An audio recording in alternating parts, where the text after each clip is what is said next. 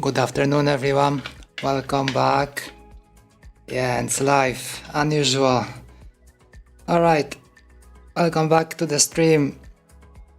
It was supposed to be 3i2c today, but I decided to go back to our Hellpad. And the reason for that is that, as you might have guessed already, I don't really like it like that. Just take a look. I don't know, to me it looks a little bit too large. I would rather it to be smaller. Well, part of it comes down to the bearing that I chose. I have found different bearings, but then there is an issue with the amount of keys. And I think it would be nice if we could go back and take one more job at trying to redesign it from scratch yet again. So I've been thinking, because looking at it right now, it's not a full piece. I am missing the bearing. It's still in transit, so probably it will arrive maybe next week. I also found smaller bearings, because the one that I was looking at was, I think one was 100 millimeters inner diameter, the other one was 130. So these two are kind of too large. The 130 definitely was too large for this project. But then I found different ones, a little bit smaller, and I also purchased them. So I will have more options to take a look at. Another thing is that I was also looking, maybe we can find small bearings, something around 50-60 millimeters inner diameter, that are not the same type. I think that one was called needle something bearing. I would rather go with the standard ones if we can find anything, and actually I found some. But if you would like to go with such a tiny bearing, so inside we'll have a circle of diameter 50 or maybe 60, something like that, I think we have to redesign the keys. So looking at this one,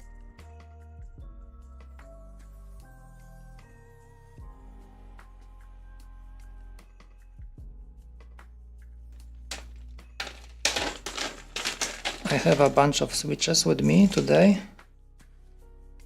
I usually, when I design something, I always have two sets of switches that I can abuse. So for chalk, I have these are brown ones, and I think most of the society agrees that chalk browns are the worst. They're kind of scratchy, very unpleasant to type on. So I decided to use them on projects like this, so I don't have to worry if I break all the legs or whatever. These are meant to be abused. And for MX, I also have a set which is these are Otemu, I think purple. Nothing wrong with them, they're quite okay, even if you would like to type on them. I have no gripe with them, but I think they were the cheapest when I was looking for something MX that I could abuse without any shame. So yeah, these are by default. So we can put in a few switches over here.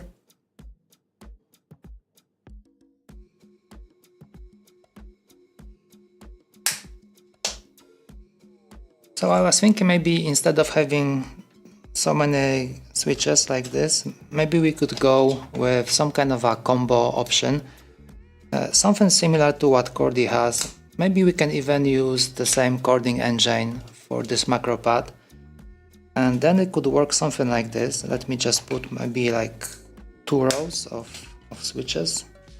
I think it will be easier to show what I mean, instead of going with keyboard layout editor again. Although I have it open. So, okay, this one is also brown. Let's drop it here. The fit is very tight on this, but I think that's okay. Okay, this one is blue, so this one is for Cordy. one more switch. This one kind of loose. Let's put on some keycaps.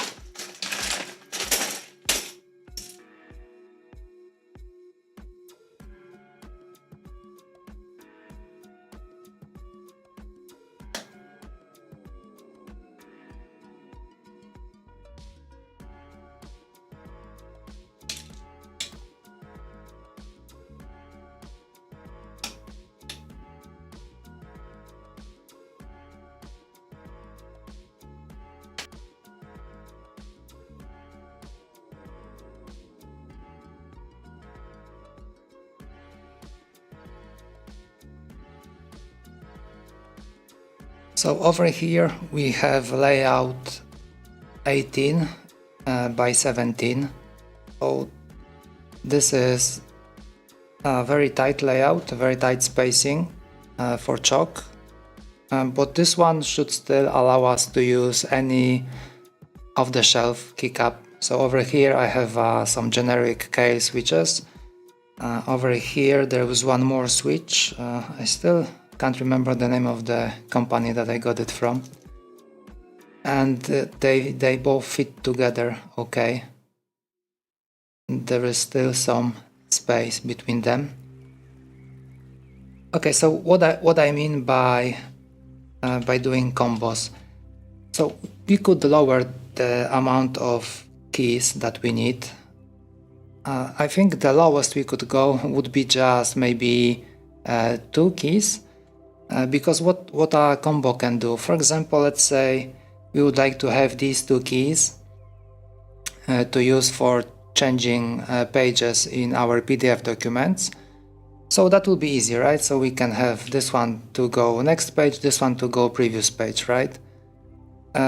Then we can have something like a combo, something like a layer, because on a PDF what we need is to also jump between different documents. So technically something like you would press Ctrl Tab and Ctrl Shift Tab depending on the PDF reader. So that will, if you have like multiple documents open, that will bring you like back and forth between those documents. So we could have something like this combo, or maybe just like a layer switch. So if you hold this one and press this, that will be document backward, or like previous document. If you hold this and press this one, that will be next document. And that is kind of neat. We don't really need too much speed when flipping pages or when flipping documents. So in my opinion, this wouldn't cause too many issues. I mean, you know, if you want to game, so this kind of key arrangement makes no sense, because changing layer, for example, it takes few milliseconds to change the layer, and then this will change to like something else, and then we can use this key. But on a macropad, especially when we are looking into controlling different apps from the macropad, something like flipping pages might not be that much demanding, and especially because we will have a page flip over here, and like documents flip is even like less demanding. You don't really flip documents that fast. So that I guess that would be okay. I think we could use this. So basically we went down from having 4 keys to do that, because we had like the previous page, next page, and then we had the same for the document. So that was 4. We went all the way down to just 2. Of course we can have, for example, 3, but 3 will be kind of difficult over here. So I was thinking maybe if we had a row like this for PDF, then maybe we could just drop encoder over here, assuming we will go with like 3 by 3, something like that. And this is why I think 3 by, maybe not 3 by 3, but at least like 3 by 2, something like here, I think might make the most sense. So let's assume this will be our PDF row. So let's pop this one out. And let's pretend for a moment that we can have a encoder over here, like this. I think it might be better to have it on the left, I haven't decided yet. So over here we can flip documents, right? We can go like this, previous document, next document, right? Next page, previous page. And this one would be helpful because it will be on the same row. So it will be easy to remember that this one will be our document zoom. So basically something like when you scroll with the mouse wheel and you press Ctrl. So this is, you can zoom in or zoom out from a document. And I have this kind of a solution on my other keyboard. And I find having this kind of a shortcut under encoder very useful. I like it the most. I don't know why. For some reason, holding Ctrl and going with the wheel is not that much fun as zooming in and out with encoder. So we can have that like one row. So that will be our 3 keys. Let's say this one is 2 and an encoder. And then we can have another row. That will be our YouTube. And this is where it makes sense to have 3 keys. Because for YouTube, we have to do jump forward, jump backward on the video. So like when you press left and right arrow, so this will skip depending on the settings. I think default is 5 seconds. So that will be like 5 seconds forward, 5 seconds backward, right? And then for YouTube, we need something to pause. And we can do it like 2 ways. One way would be just to have one more key, and you press this key and this will be like pressing space on YouTube. And that will work okay. We could have like 2 by 3, 2 by 3 or 3 by 2 depending how you look at it. But we can even, with combos, we can go even lower. We can even have the same functionality from 2 keys. So that would be something like this. Let's say we have only these 2, right? So that will be 5 seconds forward, 5 seconds backwards, right? Then we can, just like with the PDF, we can hold this and go like previous video. If you have a playlist, hold this one. Do next video if you have a playlist, right? That's kind of easy even to remember because that will be very similar to what we have on PDF row, right? And then if we would like to pause the video, we can just press them together. That will be very easy. Basically, this is how Cordy works. It would be like the same cording engine. So basically, we can go all the way down to just like 2 by 2. And maybe we can fit in this little fella somewhere. So today I would like to take a look. What would be the size? Let's say we do 2 by 2 and maybe 3 by 2. And then we can check what would be the size of the top plate if you would like to have a bearing. So I assume should be maybe 50, maybe less than that. Maybe we can find like a better bearing for that. And yeah, then maybe we can go from there, see how it goes. It's a pity it takes so long for all this stuff to arrive here, even though it's quite close. It's still depending on the seller. I just checked today, most of the stuff has already shipped, but still it's gonna be a little bit of a wait. So I wish I could have it on my hands already. But it's not that bad. Maybe it's even better because if I had it, most probably I would just settle on this and then regret that, okay, maybe we could change it, maybe we can do something different.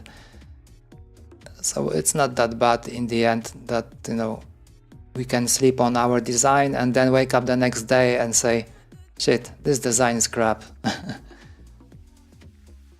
Okay, so I think I'm gonna do it in the same project, so then I don't have to move all the stuff. Yeah, let's do again.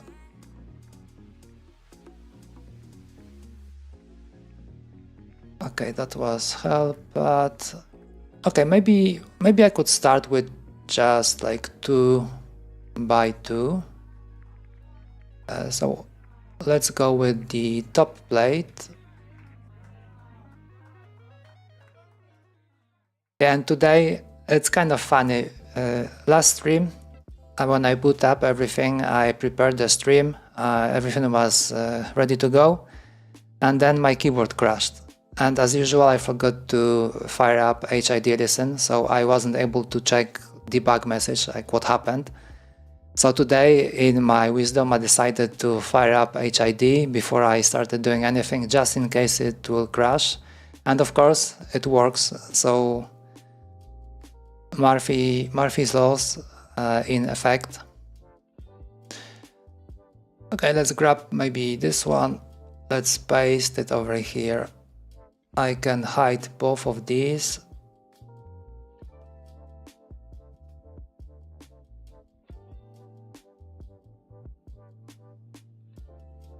Okay, let's move it by 18, so that will be our like one row.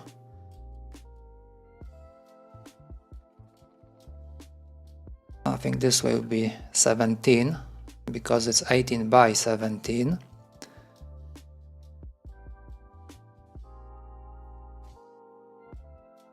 Okay, so let's say we would like to have our encoder somewhere.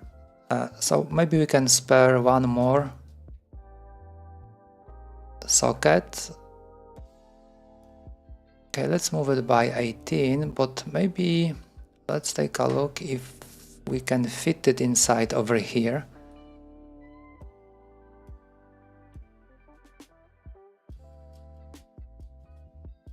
Okay, so let's try making a circle, but what I can see that it will be kind of difficult to find a center point. I wonder if I go with Alt-Shift-Click, and if I go maybe from here and like this point. Okay, it didn't. Oh yes, okay, so the center point will be here. That's a very nice feature over here. You can hold Alt-Shift, right? And then like click different parts of your like drawing or different parts of your bodies, and quite often it will find like a decent midpoint for you. Sometimes it won't, but most of the times it works okay. So that's a very nice feature. Okay, so from here, let's take a look. Yeah, so it's like, looks like we would need to have a 65 bearing.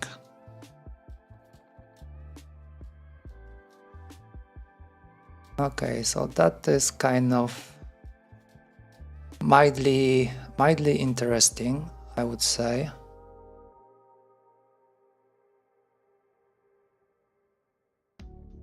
Okay, I found some other stuff over here. Also, I noticed last time when we were checking this plastic wheel, I think I said this one is for 3D printer. At least it looks like a V wheel for 3D printers, kind of giving me flashbacks from Creality printers. I think they used to use these wheels. But what I noticed is that they also have a different size, because we went with 24, as far as I can remember, 24 millimeters. But there is a smaller one over here, which is 15.3. And of course I bought both of them, so I can't wait when they arrive.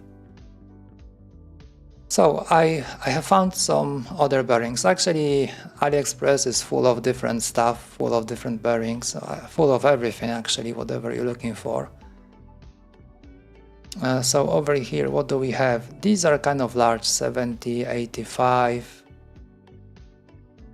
But the price is kind of okay still for 80 millimeter. That is kind of okay. But we would like to have something smaller. We would like to have something around 65, maybe something like that. So we have 85, so this won't cut it.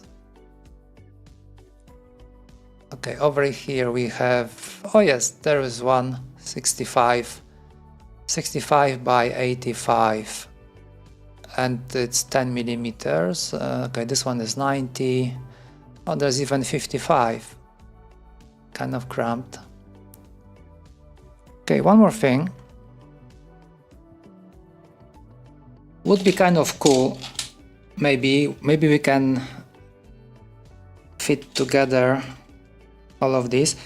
I was thinking what would happen if we can squeeze encoder right in the center, something like this. The issue might be, well, there might be no issue. Maybe we can give it a shot. Maybe we can 3D print quickly, just like while we are doing something. Maybe we can give it a try, like looking at it, how tall would it be? Okay, something like this. It's not that bad. Okay, let's check. I think the size of this thread is, it says 6.7. 6.7.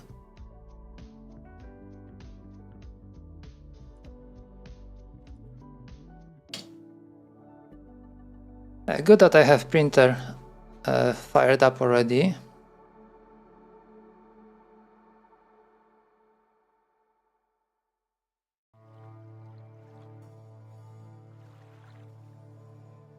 Okay, I didn't want this circle.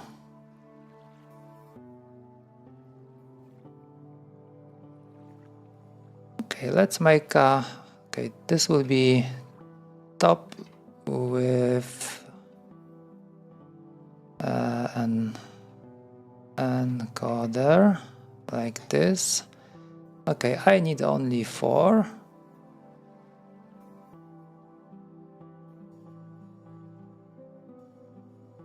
Okay, let's hide over here. Okay, let's make a new component. So this way I can make circle. Let's do it like, what was it, 6.7. Okay, let's make it 6.7. It will print out probably a little bit smaller, but this maybe will give us like a good thread to screw the encoder in from the bottom. So I'm gonna do it like this because I would like to take a look how much space do I need. Let's move it over here. Oh, that might be our best shot. Well, we can move it like this. Let's do 6.7, okay, by 2.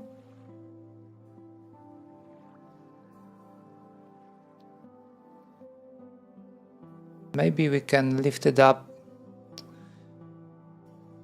Okay, so that would be like 3.35, right? Hey, am I correct? As usual. Okay, 6.7 is here by 2. Yeah, 335. But that's the wrong direction. 335. Okay, we need a little bit more space because we need to have a knob as well on top. And the knob, let me take a look.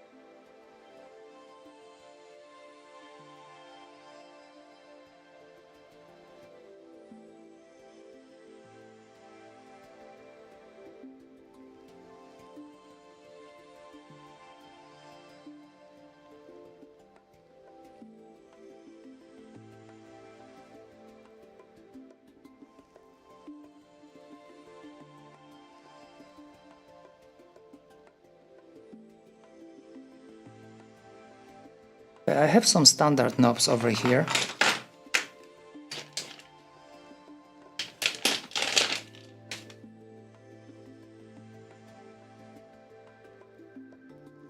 Yeah, one like this maybe.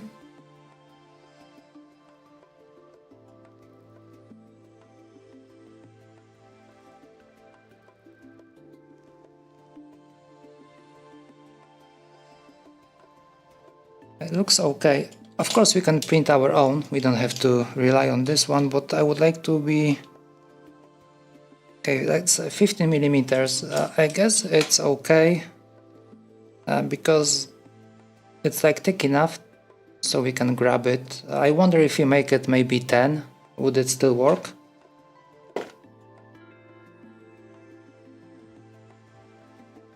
Would it be still okay to grab it if it won't be like too tiny? More like too thin. Let's drop it over here. So 50 millimeters, so that will be... That's the outer diameter, or like the outer wall. Let's do one more. Okay, this is 10.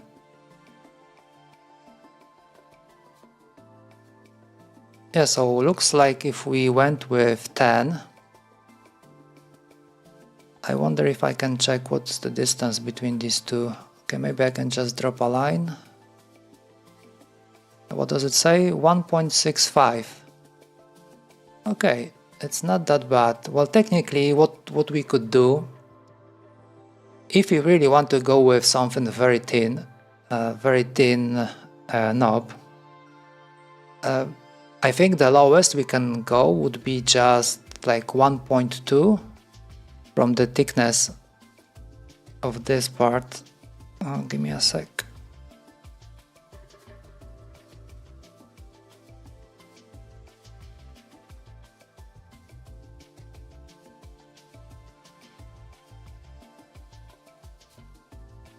So over here we have 6.7 and this one is 5.9.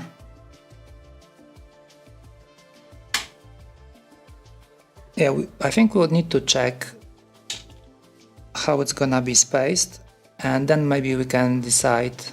It looks like it's gonna be something like this. We don't really have to go all the way to the top when we screw it in. It can be sitting something like this even. Has to be a little bit higher up because there is a switch on this one which I would like to use. I don't know for what yet, but it's always better to have one extra key than not. So has to be a little bit higher than this. That shouldn't be a problem. And what's the height? I think it should be around maybe 15 millimeters.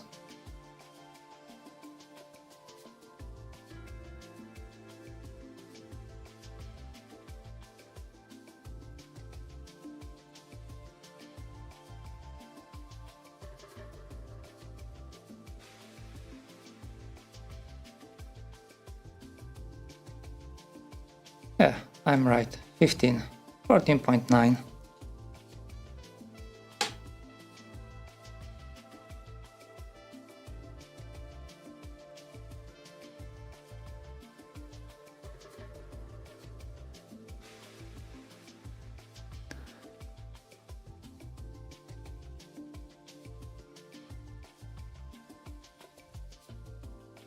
So that will be 6.7. So this is how much we'll have to, the size of the mounting hole. So that will be 6.7, but from here, even if we do like 1.2, let's go 1.2.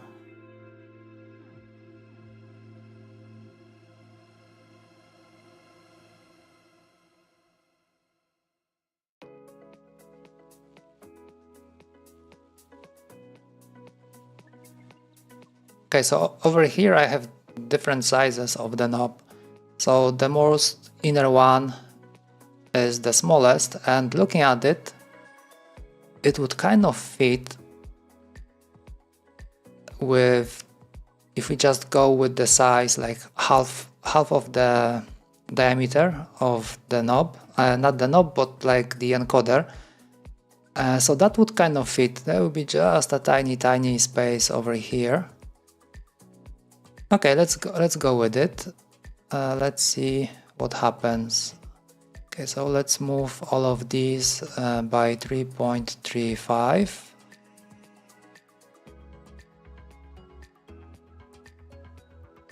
Like this. Okay, I think I can use the other ones just to align.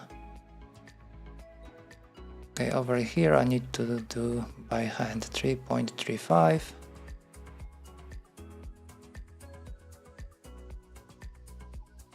Makes me wonder how much it's gonna give us. Like,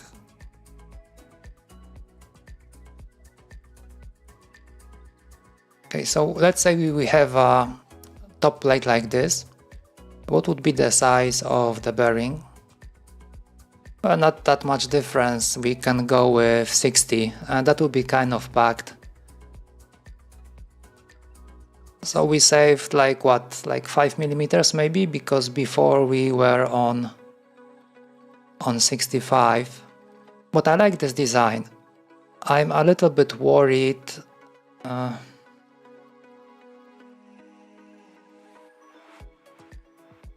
a little bit worried if encoder wouldn't be getting in the way. But the best way to find out would be just to print the whole thing and see for ourselves. The print shouldn't take too long. Okay, let's do it like this. So that will be our top plate.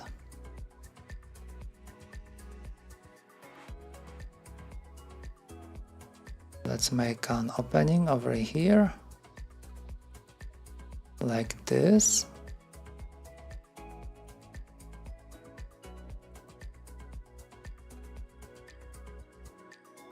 And let's try cutting out this shape and this shape, and that should be okay for us, I suppose. Well, I like this kind of approach when, like, while you go, things kind of like pop up, like ideas, what can be done.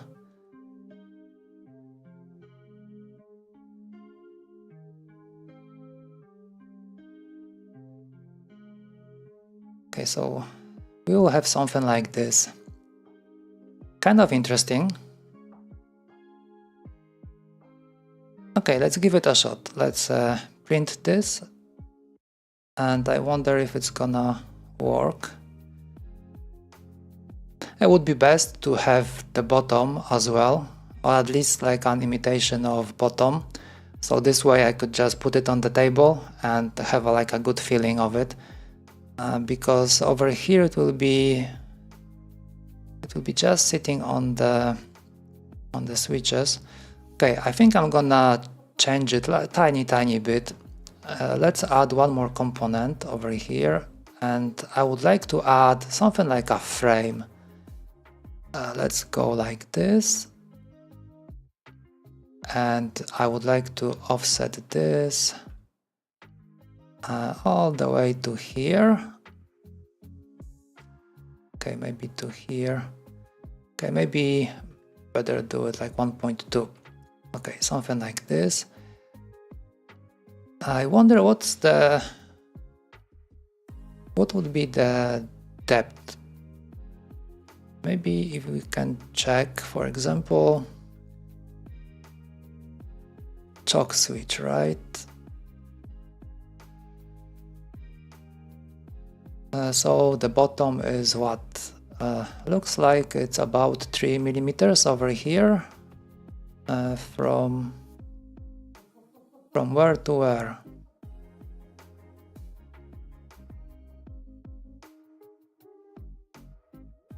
Difficult to tell.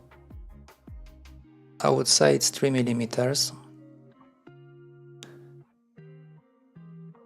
Okay, let's make it 5. Let's not be too greedy. Ah, yeah, right, and encoder, so maybe we need a little bit more if you would like to fit encoder as well. I've completely forgot about it. So what's the thickness over here? Okay, 6.5.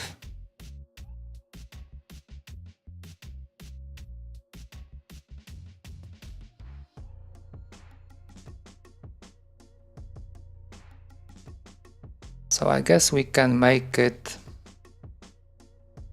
Okay, let's make it 10.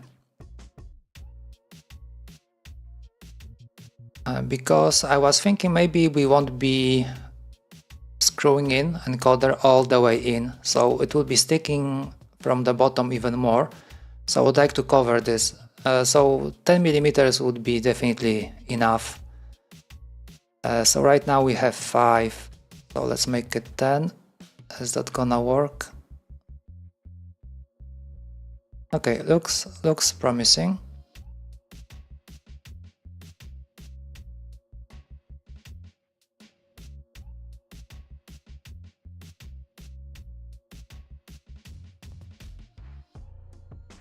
Okay, I hope I didn't forget anything. Okay, switches, so if we can cram in to 2x2, that would be sick. That would be very nice, very tiny. Of course, if I would like to close it in a rectangular box, that would be very easy.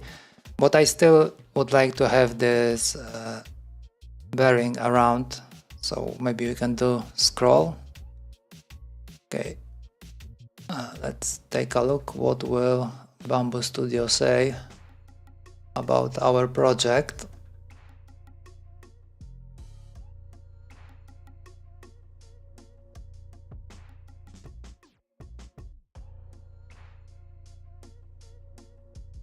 Okay, let's print.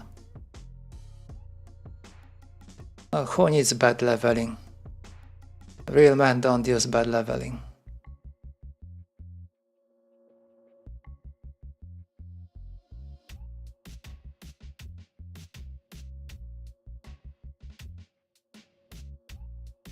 I think the camera didn't focus properly.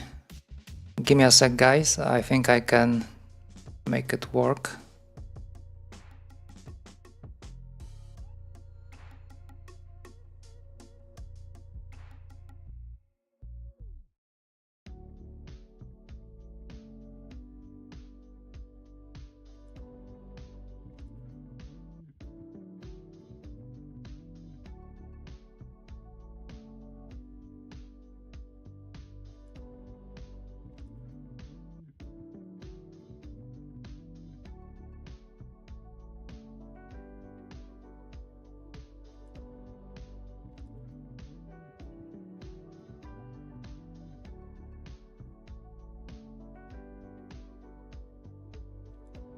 Looks like no luck today. I didn't focus right from the start, so I don't think it will focus. Oh, it did! Holy shit, no way. That is unheard of.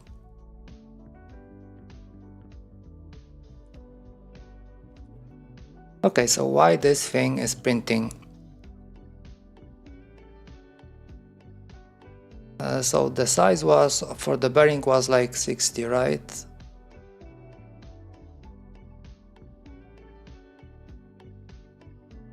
So we have one over here, kind of cheap even, $7.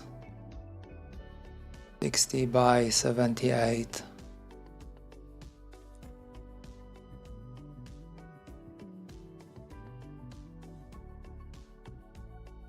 Okay, let's model it. So we have 60. Perfect. And the outer diameter is 78. Like this. Oh, kind of thick. Kind of thick. Do they have anything smaller than that? Okay, 65 by 85. from what I can tell. Okay, it's the same stuff. How about here? Okay, 75. These are all too big. Okay, maybe we can find something else.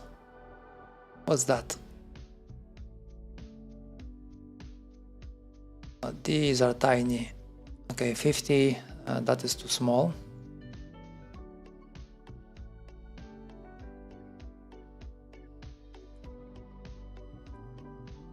Okay, any other bearing? Anything else that we could use?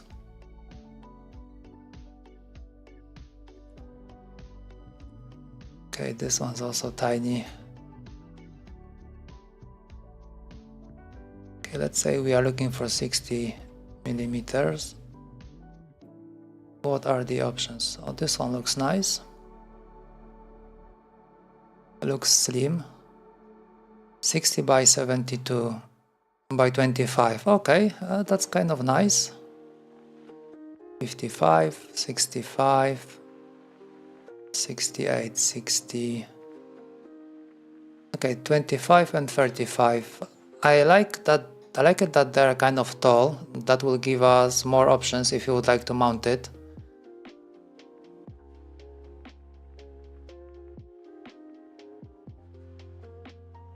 So we have 60 and the outer would be 72. Okay, that is better in my opinion. This might actually work. It's not that big. Let's compare to the previous one. Okay, so this is the frame for the initial design. So looks like the height wise they're gonna be the same,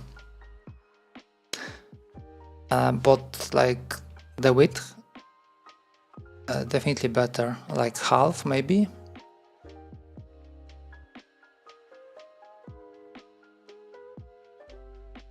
For the printer it takes more time to start the print. Okay, I see there's something hanging.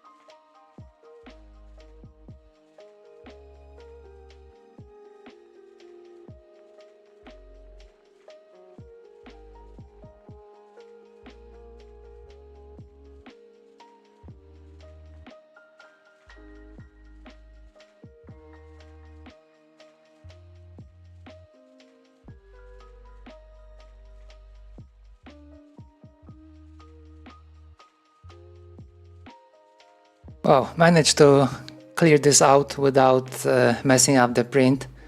I hope you could see that. Oh, Course Creations, hello! Ready for more keyboard content, great, great. But today is not quite keyboard. Today we are working on a macropad, trying to squeeze in as many keys as we can into as smallest space as we can. So yeah, we started with something that looked like this. And currently we are testing something that will look like this. So if you compare,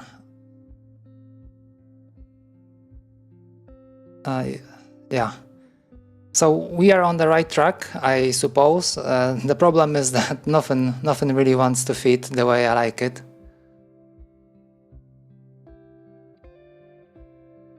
Yeah, so that's a rundown. So I think this is second episode or maybe third.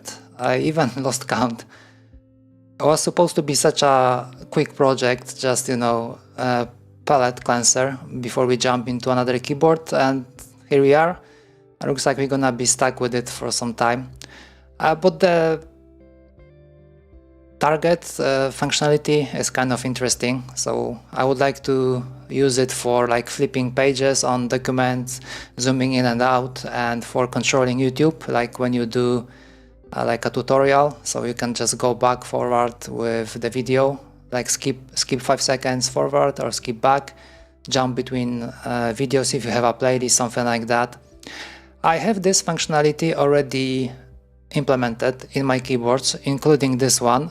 I wanted to show it last time, but it didn't work, so maybe I will refrain from doing that today. But it works.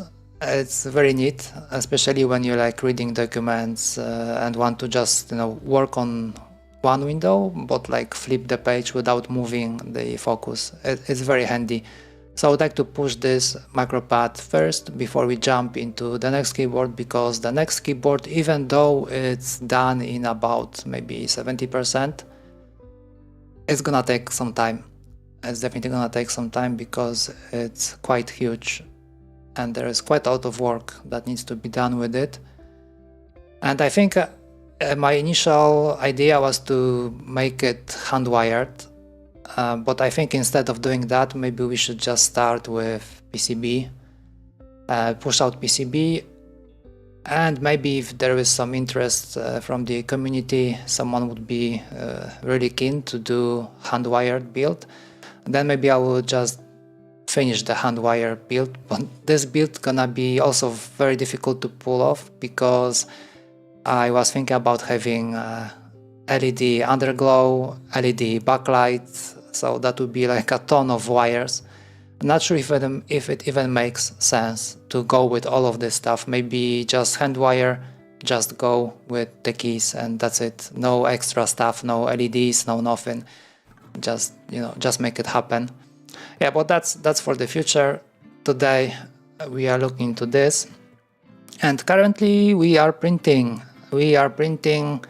this tiny top plate because I was curious if I can fit in 4 keys like this and encoder right in the center over here, and I was curious if it's gonna get in the way when you want to like press keys or anything like that, or would it be still usable? If it is, then I think we can stay with that, because I was looking for a bearing like the smallest we can go. So the smallest we can go is actually this, if we decide to go with the encoder in the center.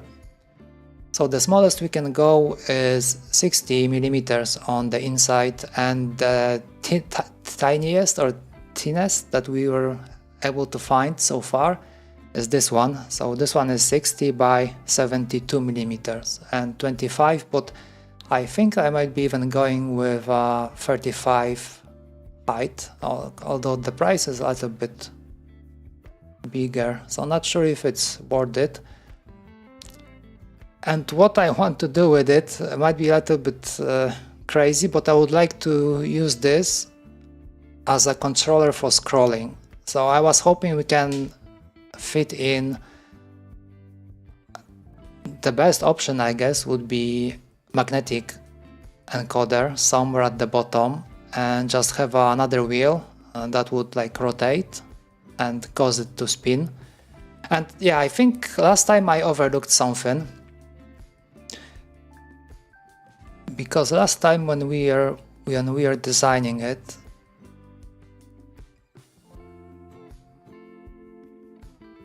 I think I missed one crucial thing. Okay, don't worry that it's getting in the way. I think that doesn't matter. Okay, I think that one was from different design. This one was from here. Okay, the slim one. Supposedly slim. Yeah, something like this. So the bearing was supposed to be over here, and it was supposed to rotate this other bearing. But what I overlooked is that, yeah, this wheel will be rotating, that's fine. But the magnet inside won't be rotating. And on top of that, we have to mount this somehow. So that is a bit of an overlook on my end. And I think if we take a look at it closer, let's remove the top plate. Okay, what is this thing? Oh yeah, right, I have two different bearings. Yeah, this might be a little bit stupid, if I can say that, because we have this bearing, let's say it will be rotating, right? Then it will cause this one to rotate. I don't know which way, I'm not a mechanical engineer. Let's say it will be rotating this way, or maybe the other way, doesn't matter. So initially I put the sensor in the center, but this part, it won't be spinning, sadly.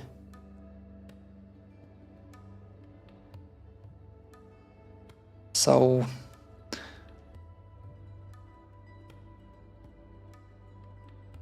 is there even a way to attach magnet and to attach this thing as well so that they will spin? Probably not so much. That's also, of course, that's not the end of the world, because we can use a standard encoder, even something like this, the EC11, and yeah, we can just like put this wheel on top of this encoder and the problem solved. But then we won't have this nice magnetic scroll, which I kind of crave. Yeah, there's no way I can mount this and make it spin at the same time. Oh well, a bit of an overlook on my end, as usual, by the way, but who cares? Okay, maybe we can figure out something once we have all the parts ready. Because, yeah. Over here we will need something to attach, right? Okay, maybe let's take a look over here. Let's say we can make a mount. Yeah, so we would need something sticking out from the top plate. Let's make it minus, oh, let's do, I don't know, that doesn't really matter that much. And maybe let's do like, I don't know, 1 millimeter over here, right? And then top plate will be something like this. So this part will attach to this cylinder, and that is okay.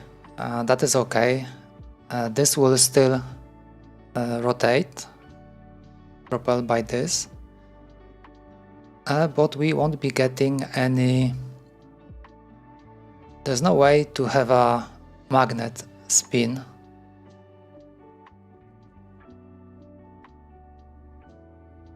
Oh no, actually no, it's not that bad, because what we can do, okay, it's good to mock up some things.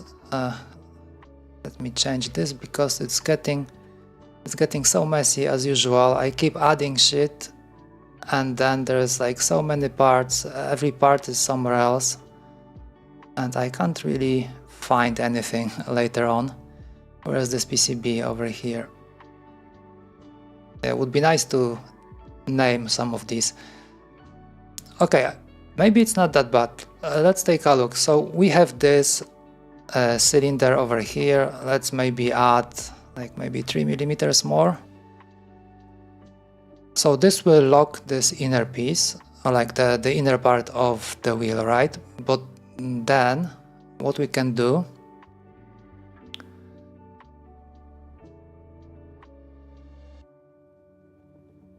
okay, maybe this wheel might not be the best, but what we could do, we could add something like a knob like we have on this one.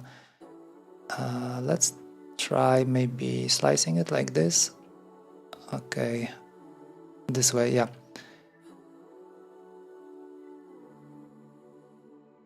I think I can bring the knob over here. Okay, so it's a little bit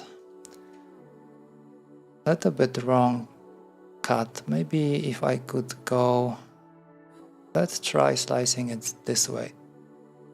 That will be better view. Okay, how about now? Okay, now it's better. Yeah, so this part over here will be our knob, so that will go on top of the bearing, and this will allow us to rotate, like, and this way, this is the bearing itself, so this one will spin as well, this and propel this one, right? And this part will be holding on the top plate, so the top plate is over here. And we could attach one more knob or something like this, or maybe even glue something in and put the magnet over here. So the whole thing will be spinning, and we can move the sensor to the bottom plate. So it would look something like this. Where are we? Let's go over here. Let's make a new component. Let's call it maybe magnet holder. Yeah, that makes sense. That's something that we gonna use it for. Okay, I'm gonna copy this one and pull it up. Okay, maybe first I should paste. If I fill it. Okay, I have a surface, and let's do it minus, I don't know, 5. How far? Okay, that's a little bit too far. Okay, let's do 3, something like this. Okay, over here I can't remember what was the size of the magnet. Let's make a hole like this. This is just a mock-up anyway. Let's open it up. So this part will be attached to this bearing. This bearing will be spinning because of this. Magnet will be sitting over here. So now we can have our sensor over here. Let's bring it back. Okay, let's move it a little bit. Let's go from here. The distance, it's not important right now. Let's go from here. Let's make it like 1 millimeter. I think that was roughly what we need. Yeah, so this way the sensor will remain stationary. The bearing will make the magnet spin, so we could still read something, unless I am missing some crucial part, and I will only find out about it tomorrow morning, and then on Friday, instead of doing something meaningful, we're gonna start the whole thing from scratch all over again. But I think this kind of clears this up. I think I will be good with this kind of approach.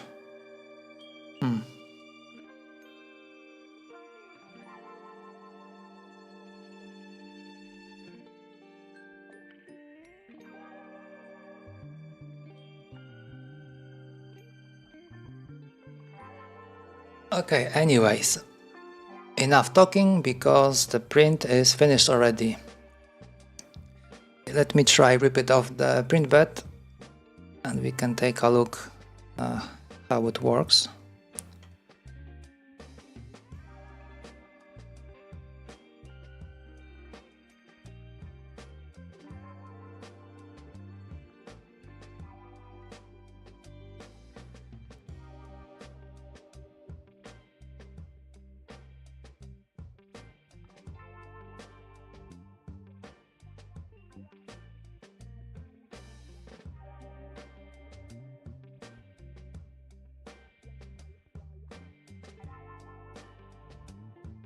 Okay, here we are.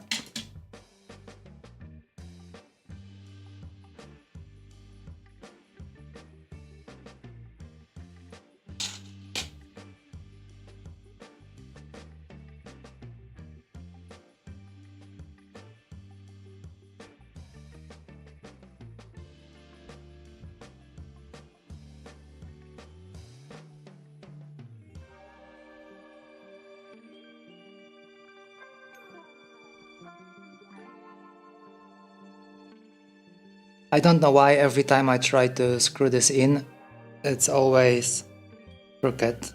And I think some time ago I decided to just make a larger hole, and this way it will just, we can hold it with the screw, because they always come with screws like this and a washer, and that is enough.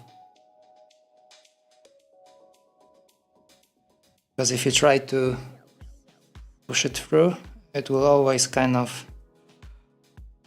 deviate.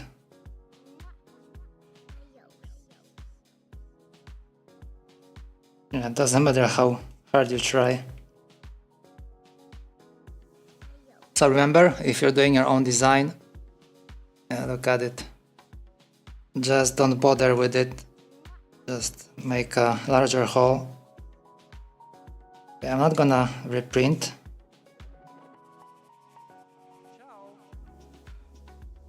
But it's kind of bothering me because it's gonna be getting in the way of the switches, and we want to have a clean,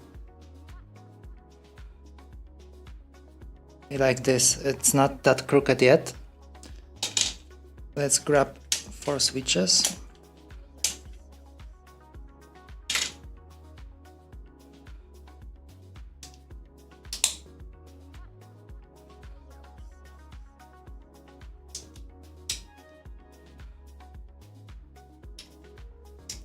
I think I forgot one crucial part, and that is,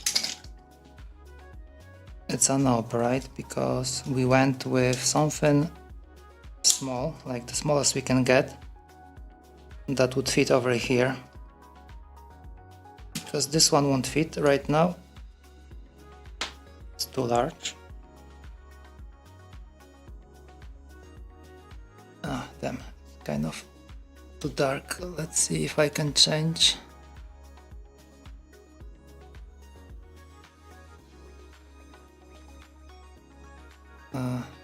One sec.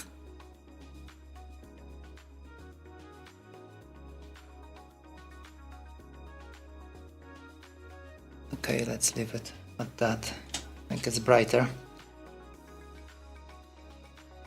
Yeah, okay. And still, it's, you see, I did like 1 cm because I wanted to try, and it's still not enough. Let's try maybe pushing it all the way.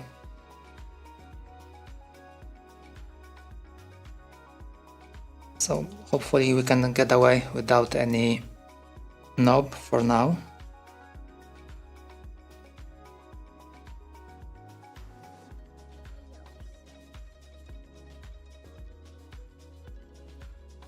Okay, so something like this.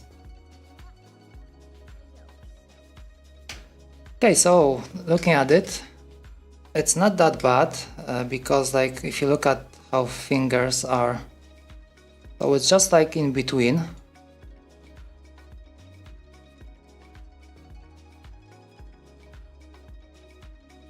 Yeah, I think it's kind of interesting. There might be something to it. And basically we could even use like these keys for some other stuff.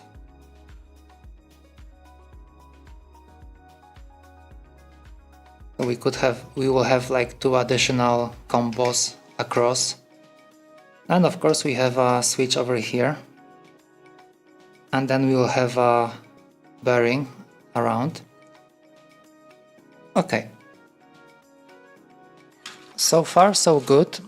It's looking promising. Of course I forgot to print the most important part, which can make or break this design. And that thing is our knob. Good that we can print something ourselves. Okay, what is this thing? Okay, so that's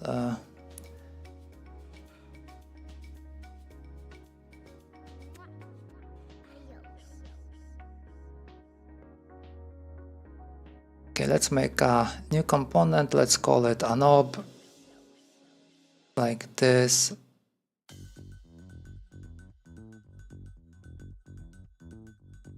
Okay, so that one will be 6.7. So that should fit okay. And then over here we have this one. So that will give us the wall thickness for the knob 1.2.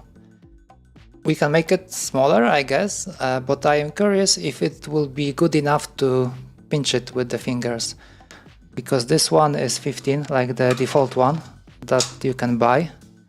So this one is 15, so it's very easy to pinch. But if we have something like 9 millimeters, that might be not that good. And the question is how tall we want it. Let's take a look. What's the height over here? So the switches should be like 8, 9.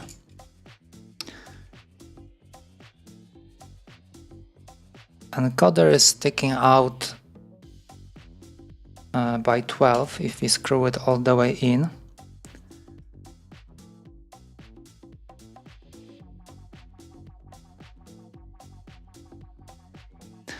Let's make it like this. Let's make it 5. And maybe we can move it a little bit up. So from here to the bottom, so yeah, 12. So this will be the top. I think I should close it, right? Because it's not that good. Let's make it maybe 0.6. That will be 3 layers. That should be enough. I think it will be wise to just make one body out of it.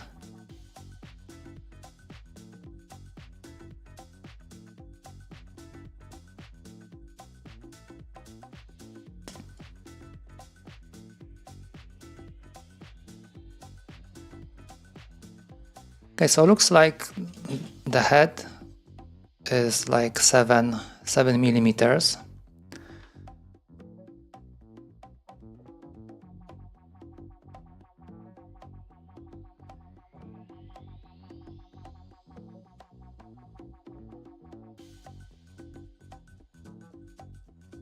Okay, we can make it 7. So that will be a little bit taller.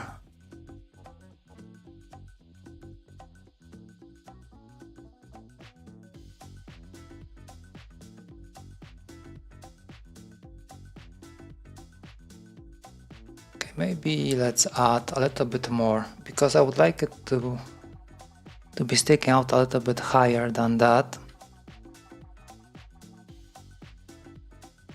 Currently it sits on, oh come on.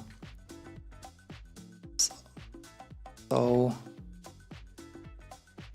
from here, let's measure to here. Let's make it, I don't know, maybe, let's make it 16 maybe. That's just like a guess. But it's gonna be a little bit less, maybe from here. Let's make it 16, like this.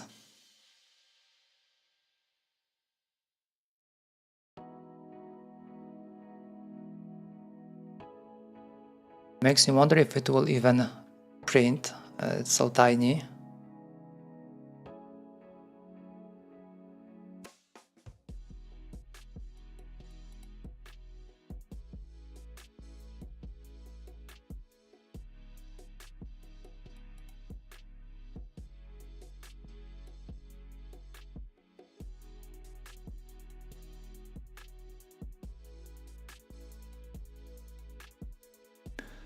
It's gonna take more time just to start the print than printing it.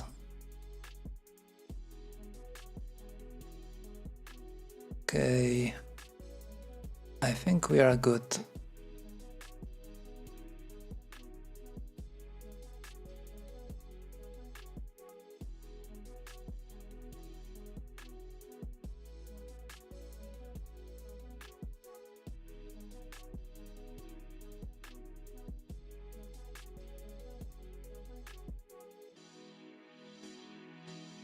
Well, what we could do, we could maybe even go even lower for example, over here, this is opening for the encoder, and if I would like to open it up, let's say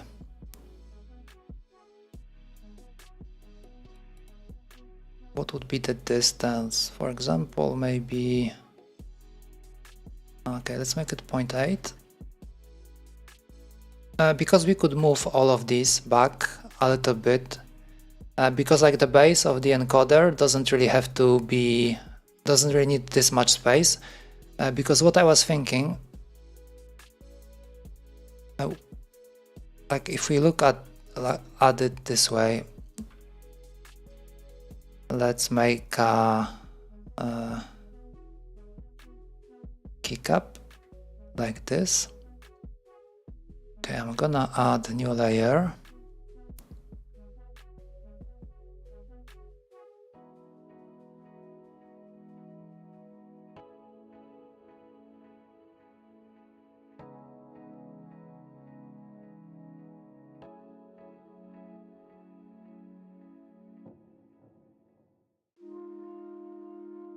For example, that will be our keycap. We can move it up. I think it should be something around 8-9 millimeters from here. Yeah, something like this.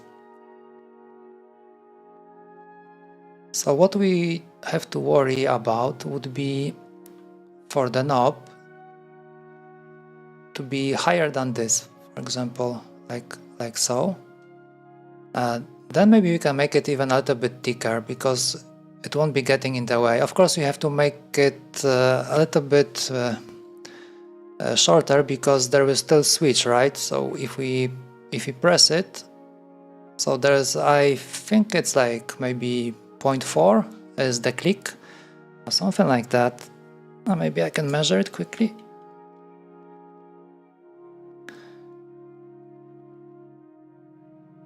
Okay, so I have 14.7, and if I press 14.4, so it's like 0.2. So it's like 0.2.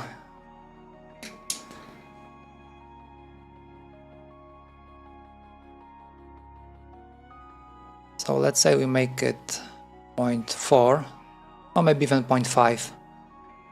From the top of the keycap. So basically then it can be a little bit larger, right? It can even go a little bit on top of the keycap. And that might even look cool. Of course, I already started the print. Oh, it looks like it's gonna finish. Oh, I haven't even started yet. Okay, I'm gonna leave it like that. I'm just curious. We can make it larger, like, I don't know, let's say 8. No, that's too much. 6. Okay, yeah, something like this. It will be only like sticking on top. Can I pull this? Okay, let's go back to keycap. Okay, let's pull it. Let's make it minus, I don't know, -3, just like. Yeah, so that will be our keycap over here. Okay, let's move it. Let's have more keycaps like this.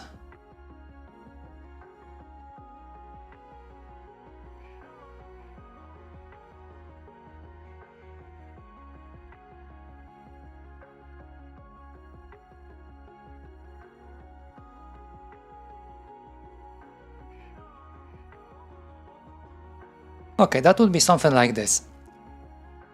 So we have our caps over here. This shouldn't really be getting in the way, probably. And we can make this, our knob, we can make a little bit larger. Over here we're gonna have our encoder, so that will be like the encoder thread and the whole head over here.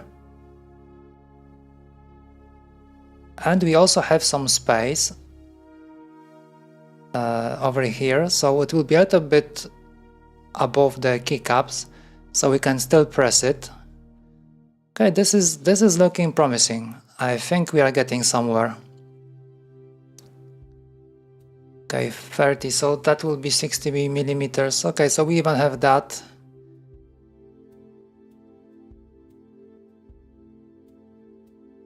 What is the thickness of this fella? I need to find, okay, that's our bearing. Okay, let's pull the bearing, let's make it, okay, we have to go backwards, so minus 25.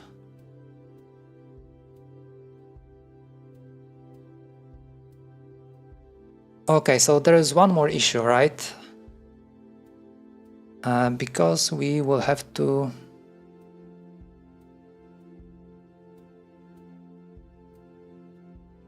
we're gonna be needing something on top of this bearing, right? Just like we had on the previous design. So something that will sit on top.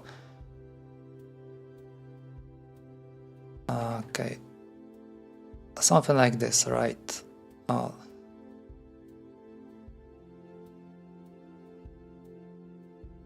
And over here some kind of a groove or something like that to make it easier to rotate it. But if we do it like this, there will be part of it that will go on the inside, because we would like the inside to rotate as well.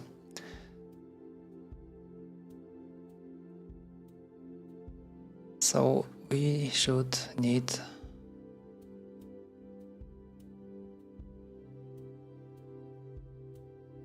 okay, can we do something about it? For example, what will be, okay, that's 1 millimeter. So there is some space. We can have 1 millimeter over here, and we still should be able to cut it from this edge. So the whole thing might fit in. Okay.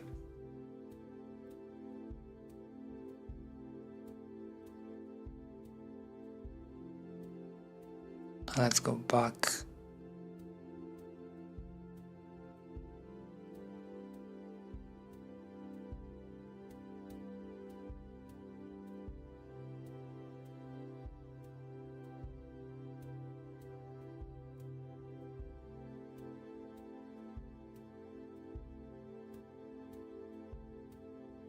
Okay, what I'm talking about is we need something like this, right? Like an edge over here and the groove. So this way we can rotate it like that, because these sides are independent. So we can rotate the outer wall, but the inner wall might be stationary.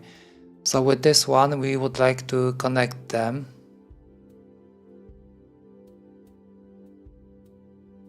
So this way, I think I got it correctly. So this way, if you rotate the whole thing, both walls will rotate. So this will transfer like the motion to the inner side, and over there we'll have our roller, and this one will be attached to the sensor, and there will be magnet and all this crap, and this should work. But there is one problem, because this bearing is not that thick. What's the thickness over here? I think it's okay, it says 6 millimeters. Is that so? Okay, 60 by 72. Yeah, so that will be 6 if I am not mistaken. Because we also have to attach this bearing somehow.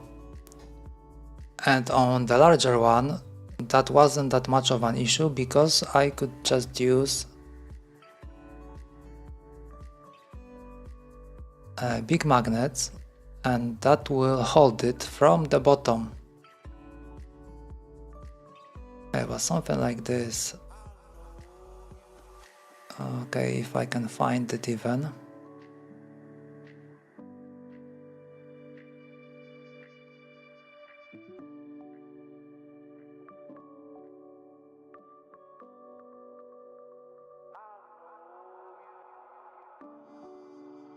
Okay, so that was our bearing, and then we had a knob that would go on top of it.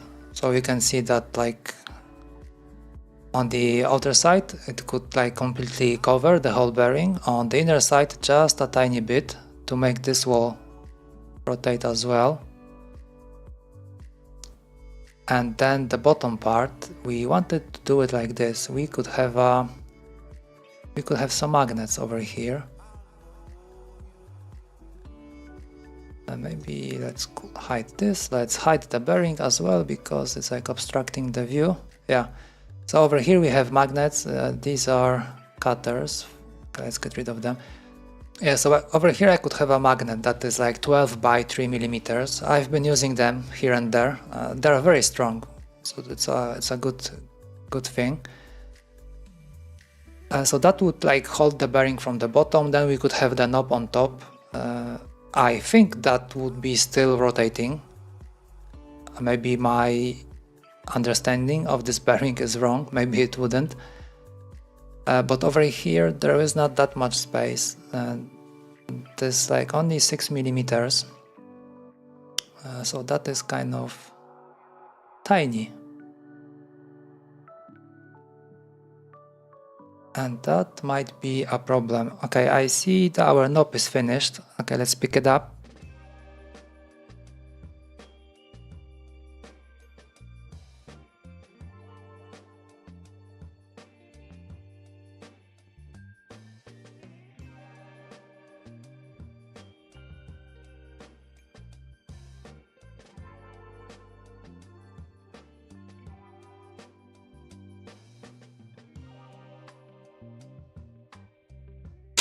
Okay, I think I can start the other one that we just did, like the thick boy.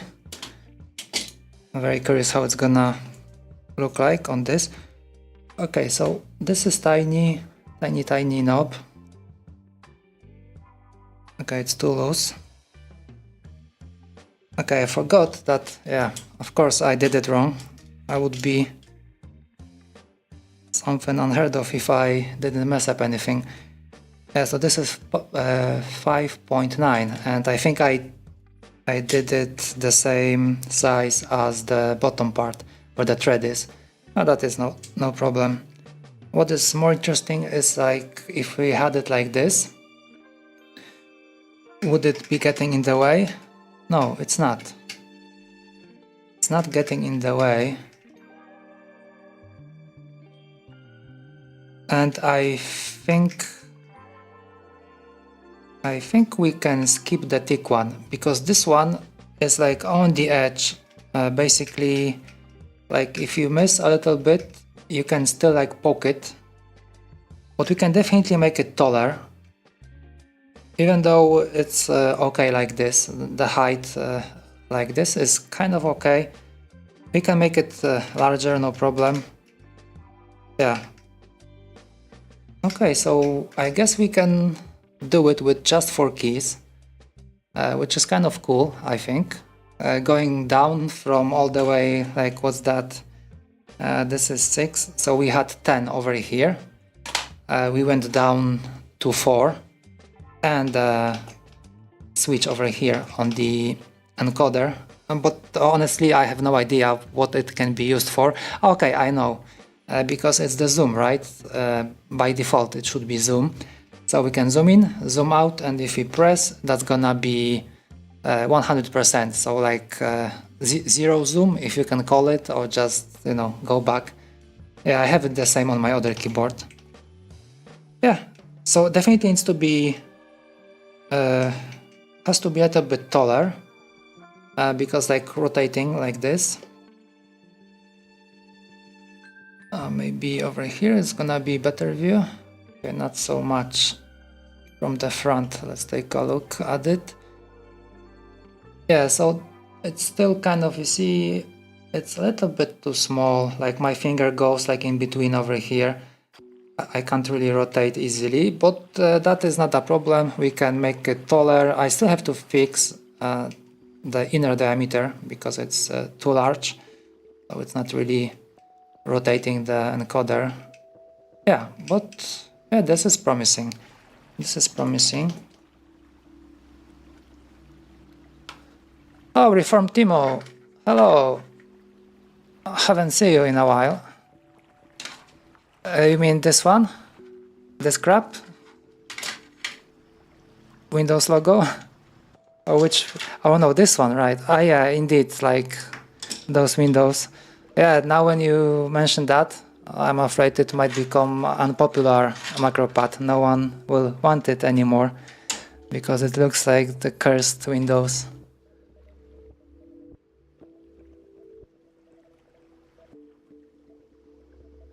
Okay, so let's fix the knob first. Let's make it longer. Let's make it a little bit thicker on the inside.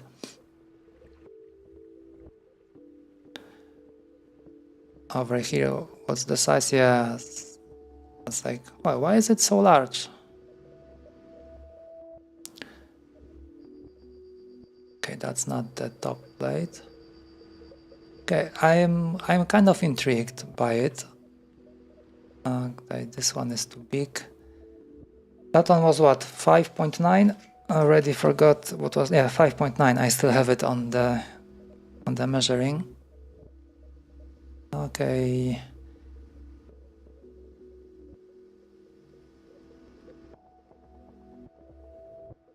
So 5.9 by 2, would that be enough? Okay, 295. And let's pull it up by how much? And that's a really good question. If we do 5, maybe 5 will be enough. So I think the total height will be around 12 millimeters. And this one is like the original one that you can buy. What's the height? 16. Okay, so we are just shorter by 4 millimeters. Yeah, I think that might work because like if you grab it like this, and there is still some space left, which we don't really need that much. Give me a sec.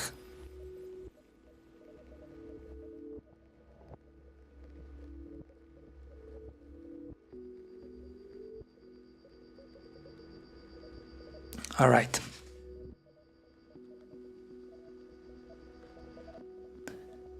Now it's gonna take even longer than that to get the new set of bearings that I wanted to.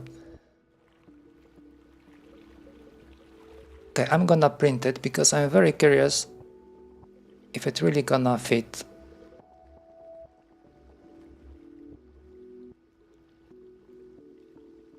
But this program is very easy. You can do it like in 1 day or maybe even less than that because it's just, you just draw the base. For example, let's say we want to do something with it, like, I don't know, let's make an opening. So you just make a circle, you go back to 3D, and then you can pull it up, pull it down, do whatever.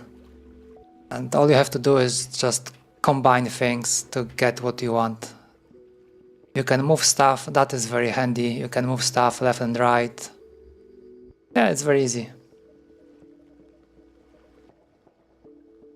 Yeah, so this one is as easy as Tinkercad, I think, because it doesn't have any of the, how it's called? Okay, I forgot the name, because like when you draw something, you just have this grid, you make like a shape, whatever it is, and then you go back to 3D, you have a surface, then you extrude it. It's called pool in this program. And it's basically, you can't really go back and redo it. Just like, for example, in FreeCAD, right? You draw on this, like a sketch, right? I forgot the name, that was the sketch. So you make a sketch, right? And then from this sketch, you apply some transformations, right? But you can always go back to the sketch and like change it. And this will influence the shape of whatever you have of the body, right? Over here, you can go with the sketches. There's a feature, I am not using it. I prefer it like this. It's fast and it's easy, and it takes usually for me less time to fix a couple of items if I want to change like a whole size or something like that. It takes less time than like messing up with all the sketches and stuff. So yeah, it's a very, very good app. I highly recommend. Yeah, AutoCAD, it's an overkill. It's a bit of an overkill. Fusion 360 is also quite nice. I haven't used it that much, but basically it's something like this app, but of course Fusion is like more advanced. But with Fusion, the issue is that you have these limitations for the free version. You have like the cloud storage, right? And you can't have like too many documents opened. And you also can't make commercial projects, which is not the case with this one. Over here, everything is on your drive, so there is no cloud. You can sell your projects, you can make stuff in this, and you can sell it, and that's perfectly fine. And there is a paid version, and the paid version has Mirror and more exports. So you can live without Mirror. You can live without those exports unless you want to get into like PCB design. Then it becomes a problem because you can't export PCB from here. So yeah, but like for 3D, that's the best app in my opinion. I highly recommend.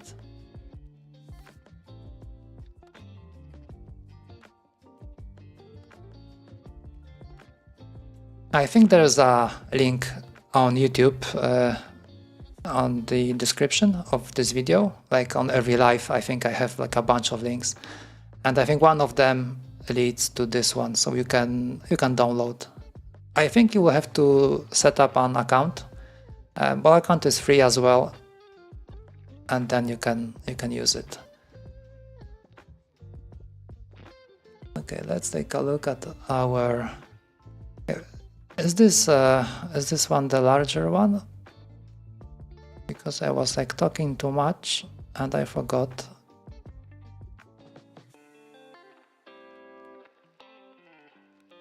Okay, no, that's not the large one.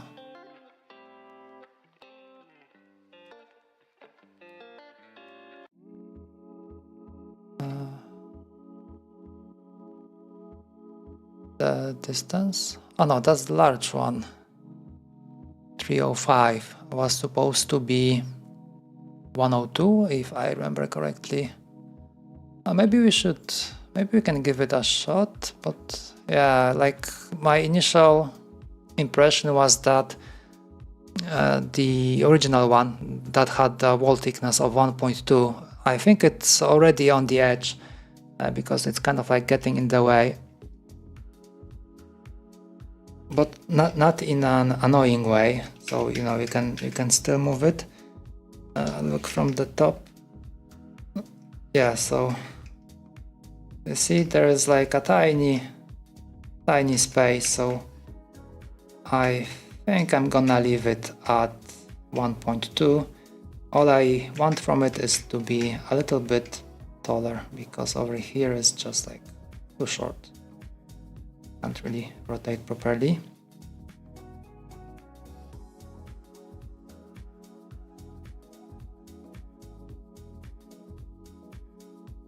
Okay, so this one is 6. And over here it's 2.95. So that's okay, 5.9. Okay, now I have to do mental gymnastics. So that was 5.9. Should it be?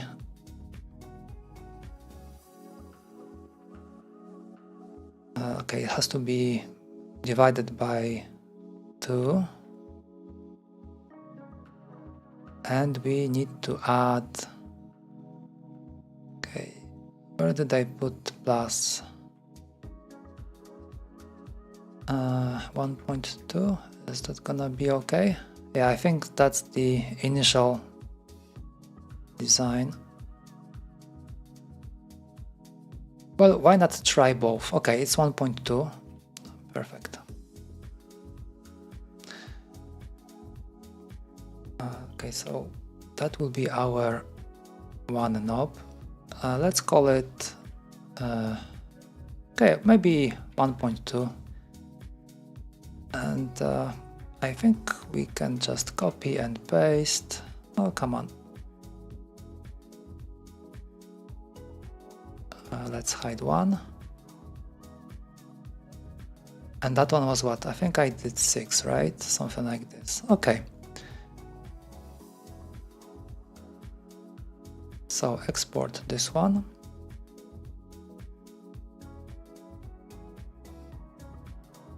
Let's call it 6 millimeters. And the other one, okay, would be nice to change name as well. This one is 6. This one is 1.2. And let's export. Kind of curious. Maybe the thicker one will work as well. Okay, 1.2.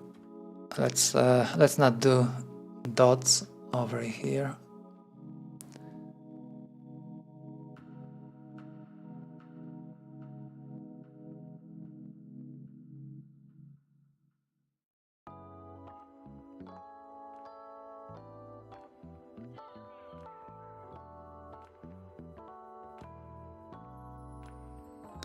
It makes me wonder if I cleaned the print bed. Of course I can't remember. Oh, I think I removed. I will give it a look.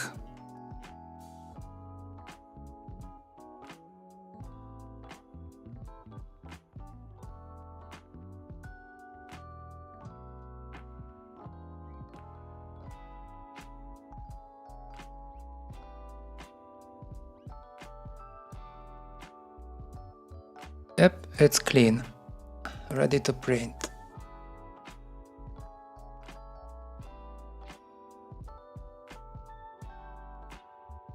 Okay, worth saving at this point.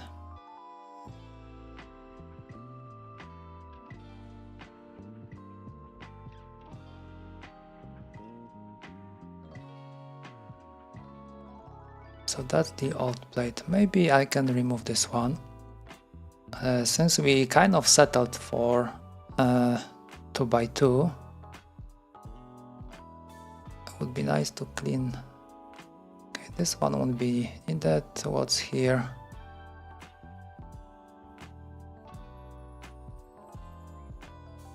Let's move it over here because that's the part of the top plate. What's that? Okay, so that's the bottom. Let's move it out. And let's call it like maybe mid. Although it's not, I don't think I'll be keeping this part. This one is just for now, so it will be removed later, I suppose. Okay, bearing we also have to move outside to here. Okay.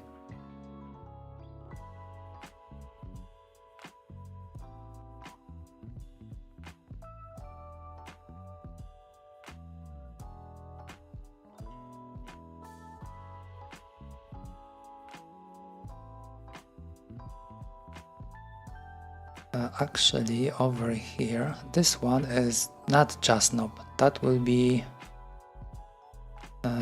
EC knob, because that one will be different because we need one more over here. So okay, why? Okay, I haven't sent it to print, my bad. Okay, now it's gonna print. Do we have a view? We do. Perfect.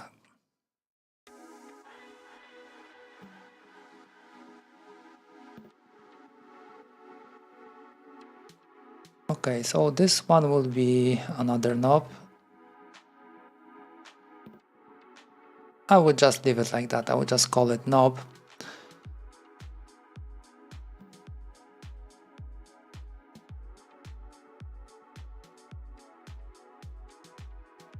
Okay, so over here, I think we did like 0.1. I didn't want to be too greedy, not to go with like 0.005 or anything like that. And on this side, also 0.1. This wall over here we can keep like this. Okay, so on the inside, We can go. Okay, we need at least 0.5, and I think 0.5 we can print. Okay, let's do 0.5.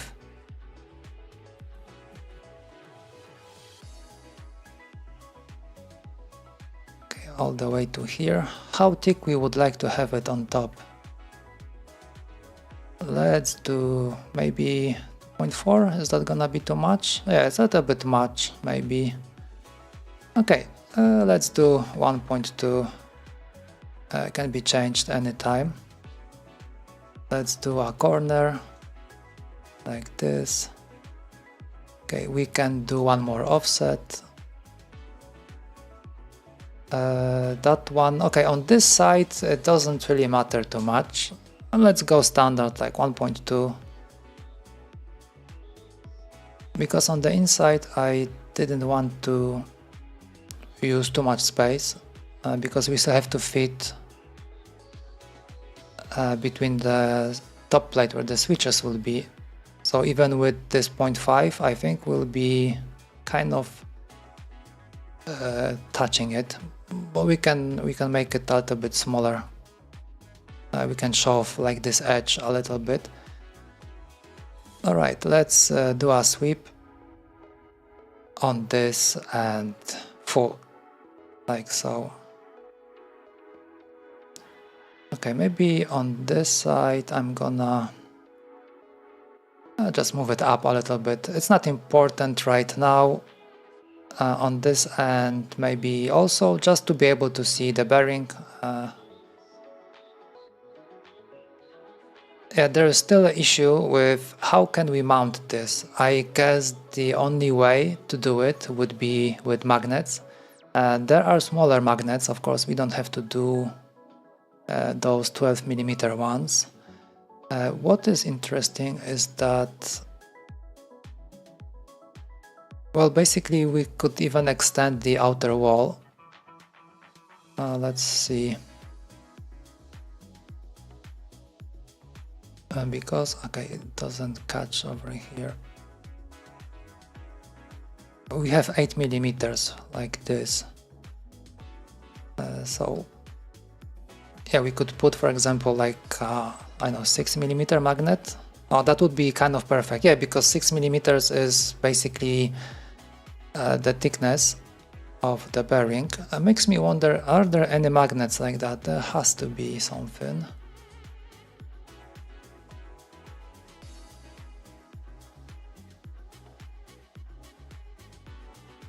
Okay, of course there are. And kind of plenty even.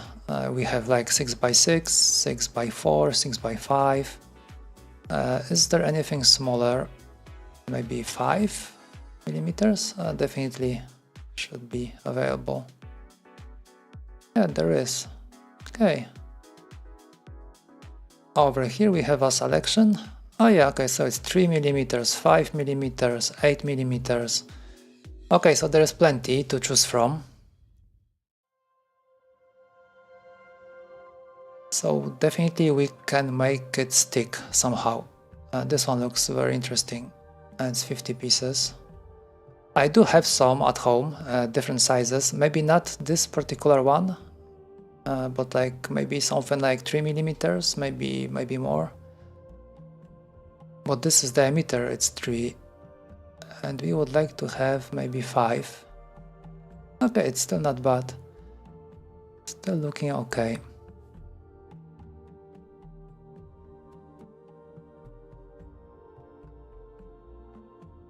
Okay, let's remove that. So there is option. We can do something. So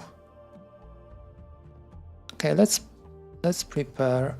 What was the thickness? Okay, this one is 6x6, 6x4. Makes me wonder if you make the magnet larger than the bearing, it's gonna be definitely catching the rotating part. This is one thing I am kind of worried, but I have no way to test it right now, because like if we put magnets on the bottom and like the bearing, all the parts are like on the same level, right? So definitely will be catching the base. Okay, how does the base look like even? Yeah, something like this.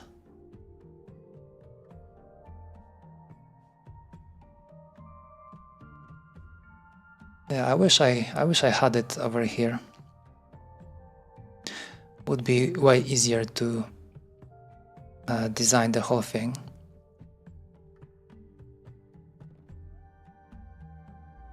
Okay, let's take a look at the top plate right now. We can come back to this later. Let's take a look at the top plate. How much do we need to cut?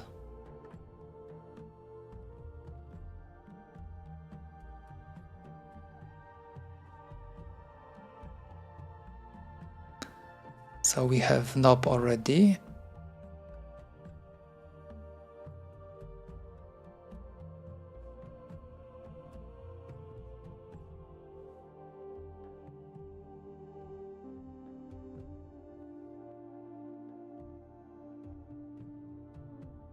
Let's say we can do, I don't know, 0.2 maybe.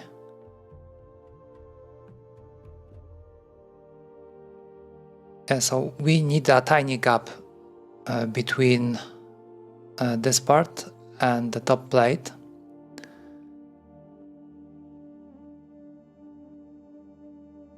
Okay, I think I can do it in a different way. It would be better if I make a new component, and then I should have no issues. Okay, I can leave it like that. No need for a proper name because we're gonna chop it off later. So, okay, this is where the knob ends, right? 58.8. So from here, if I press shift, I can go back. Maybe we should do 0.4. Is that gonna be too much? 0.4? I don't want it to be too small because, you know, when it prints, it might be a little bit uneven and it might be scratching maybe, which I would like rather avoid. Okay, let's do 0.3. And also I don't know how it's gonna print because the nozzle size is 0.4. So like 0.3 might be difficult to pull off. Okay, let's leave it at 0.3.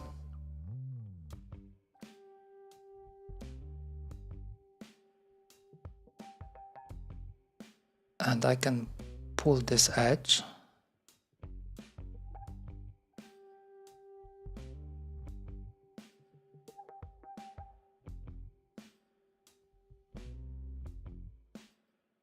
And for example, I can cut out this piece. It's not that much.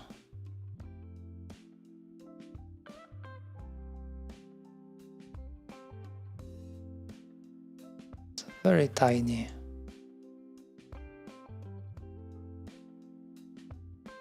Okay, why didn't it cut?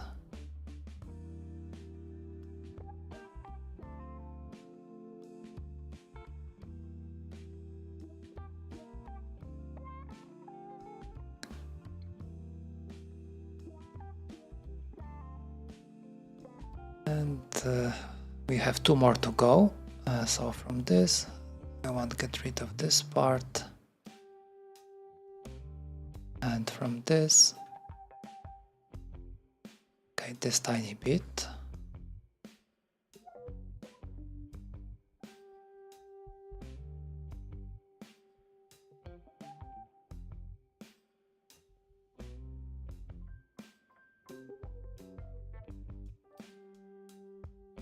Where did that come from?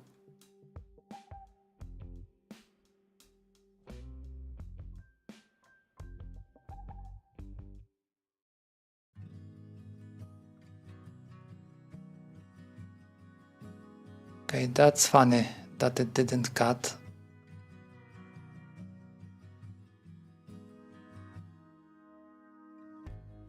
I was pretty much sure it was removing these edges.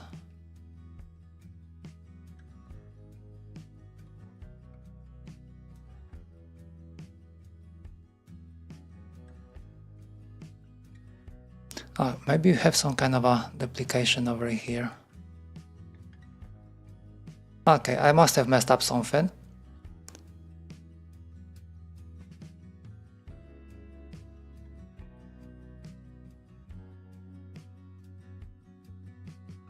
Okay, so it did cut.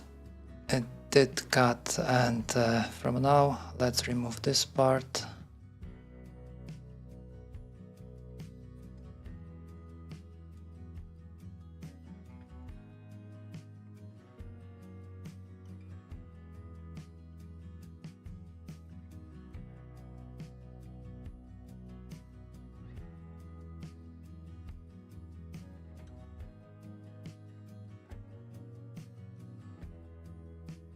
Okay, and I think we're missing this hole, although I don't know why it didn't. Okay, 6.7. Are we good now? Yeah. Okay, so this is how the top plate will look like, if this thing will ever work even. Right. So far, so good. What can we do about this thing? Okay, so I think it would be nice to have this at least at the level of the keycap. So if we take a look over here, yeah, caps are over here.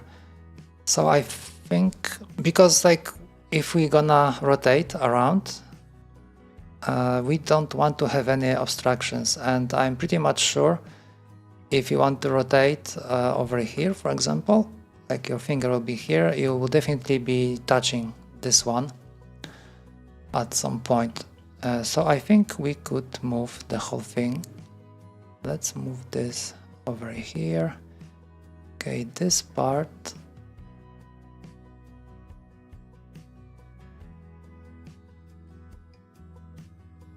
Somehow it duplicates all of the sockets. Okay, now it's fixed. So that is the remaining part, like this. Okay, as I said, I didn't really have to rename that. Okay, so let's move our top plate. Let's grab it by the top of keycap. I think I got it right, because like for chalk it's usually around 8-9 millimeters. And let's move it to here. Okay, a little bit too low.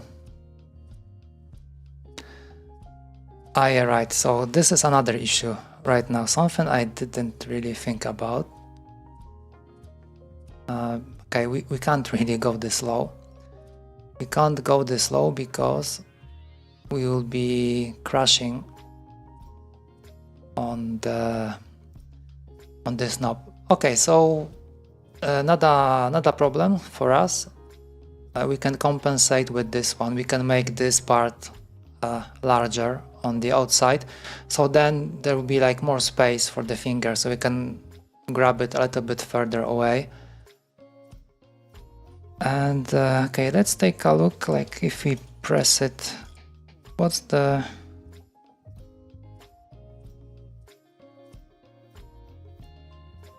So it's like 1.5 millimeters. So I think we can go something like this. We can grab top plate.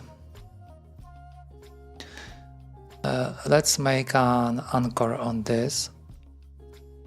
And I think if we do... Okay, it's 1.2.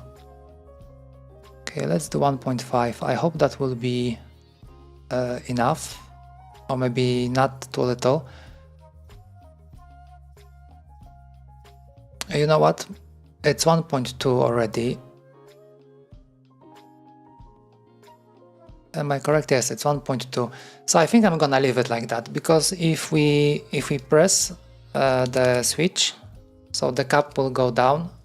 So now I measured it, so the distance is around 1.5, like when with the switch fully pressed, from the bottom of the keycap to the top plate, it's like 1.5. We have 1.2, so okay, wrong, it should be more. Maybe we can do like 1 millimeter, so we have some extra space. I don't want it to be too low. I don't want to be touching the bearing. Okay, one more try.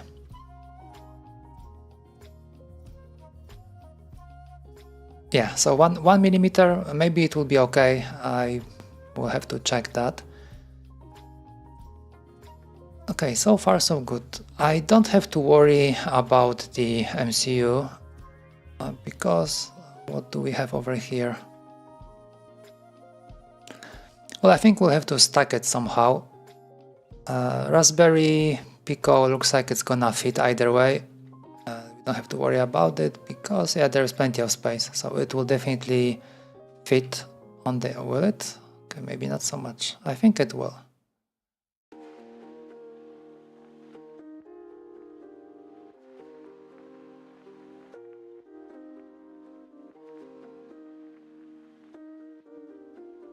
Okay, yeah, it fits. Definitely there's even some space left, so that will be perfect. So as I said, no need to worry about the MCU. What do we have else? Okay, we have print finished. Okay, let me pick it up and we can check those knobs. I wonder how the thick one will look like.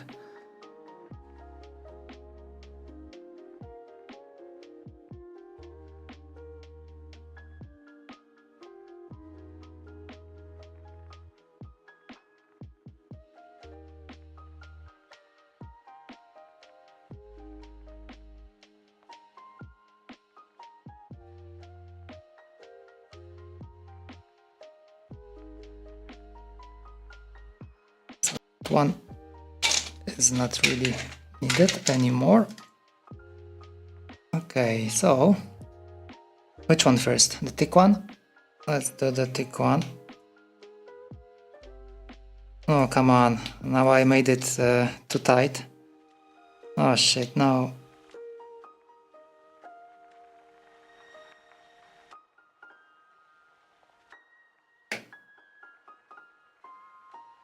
Yeah, and I guess I was right. I think it's, yeah, it's a bit too big. It's kind of getting in the way. So I can, when I move my finger, I will just touch it. So yeah, that's not the best. Okay, that was rather expected. I definitely made this hole too small. Now I can't remove it.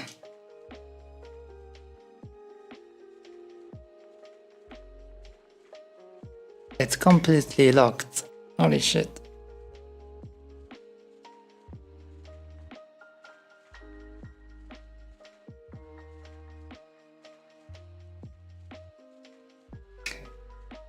So I think I can ditch it. It's too big either way. So no use for it. This one. So this one has a wall thickness of 1.2. We can go lower than that. But my main concern was that if it's gonna be good enough, if you would like to rotate, so if it's tall enough.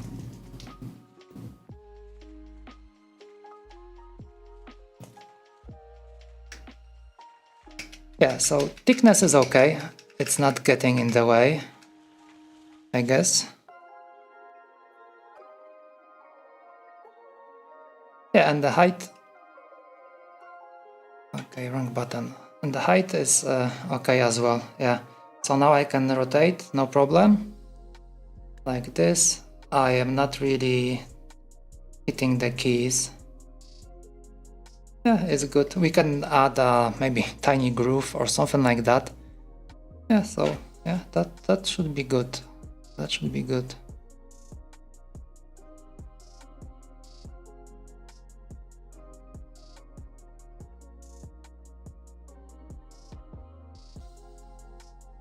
How about pressing it? Yeah, it's also perfect. Yeah, it's kind of nice. Good, good.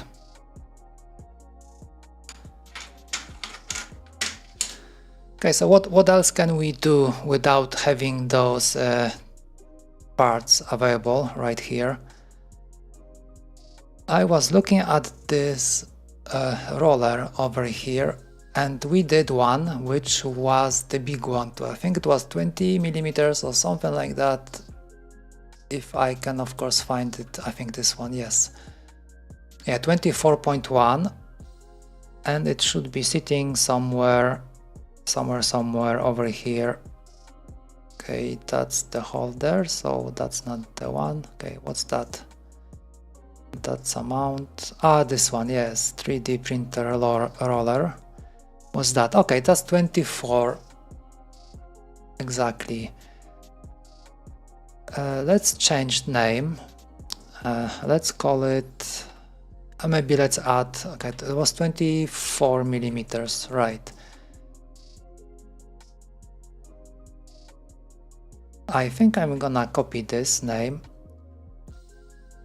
and I'm gonna name it like that because I think they belong into my cat stash, so I can reuse them sometime later maybe. I've been collecting parts for some time now. I should have done it like a long time ago. There's like plenty of different things over here. I have a collection of spacing, so you have like a normal spacing, 1905 by 1905, and then I have a tight spacing for chalk, which is 18 by 17, and I even have 16 by 16. So this is so that I can remember in the future if I forget what was the spacing. And I have some other stuff like LED scatters over here. We've been using them as well. All my trackpads and stuff, yeah, very handy. So okay, I'm talking about it, so let's add it over here. I even should have the name. Okay, I'm gonna keep them both like this, and okay, let's grab this fella, let's drop it over here. So this one is 24. Let's paste one more. Okay, so the other one, which was the smaller one, it should be here somewhere as well. Okay, 15.3. And the size over here is the same. I wonder if I just change this. So 15.3 by 2. Okay, it messed up everything.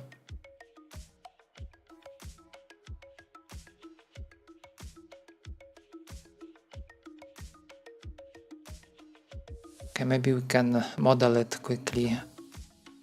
So okay, 15.3. We have to add radius, right? So by 2, it's gonna be something like this. The hole on the inside. This one is what? 2.5. So it's the same.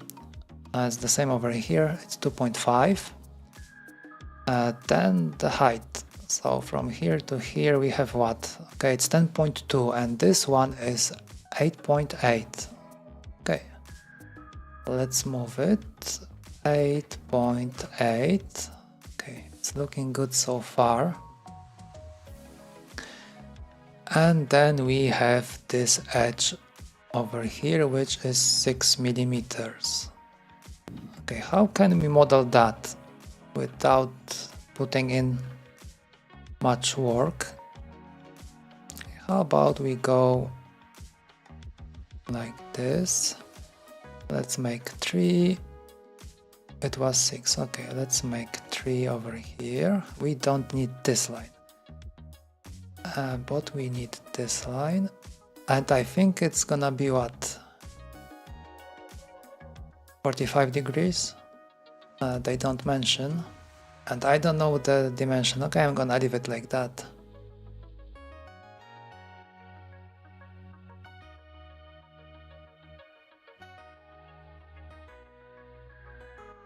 They don't look too good. Okay, I messed up something already. I already messed up. Okay, this one is 3 millimeters. This one is 3.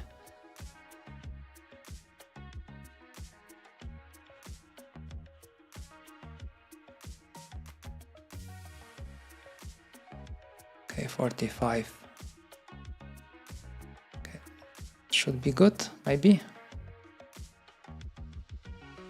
All right, of course it doesn't work.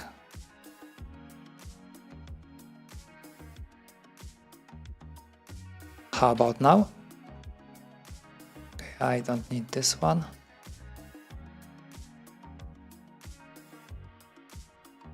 Okay, and this one is 15.3, correct. Let's bring it to life. Let's get this surface. I think I'm gonna make a sweep with this along this one, full sweep, and let's chop it off. Let's get rid of this. Let's get rid of this. Okay, I definitely messed up something, but it looks okay. So we're gonna keep it like that.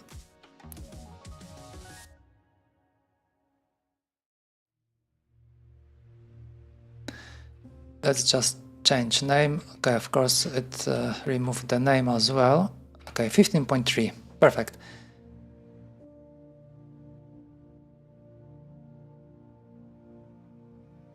Okay, what's that? Something popped up. Okay, let's save this one. Oh, come on. Okay, and over here, okay, we can get rid of this. Let's put it over here. How about we drop it like that? Okay, we have some difficulties pasting stuff. Come on, paste. All right.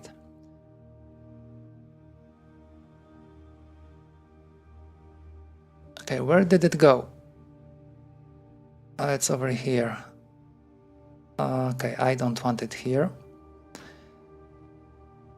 Let's make it, okay, I'm gonna call it shorter name. Let's do roller 15. Okay, let's not get into details that it has like 15.3. Let's move it over here. And what I would like to do, I would like to add a line over here, like a construction line. Maybe not here. I would like to add it on this level. Is it gonna work? Yes, it's gonna work like that. Because I can use this line later on to align it, although it all depends on the angle, I suppose. But it's okay. For now, it's gonna be like this.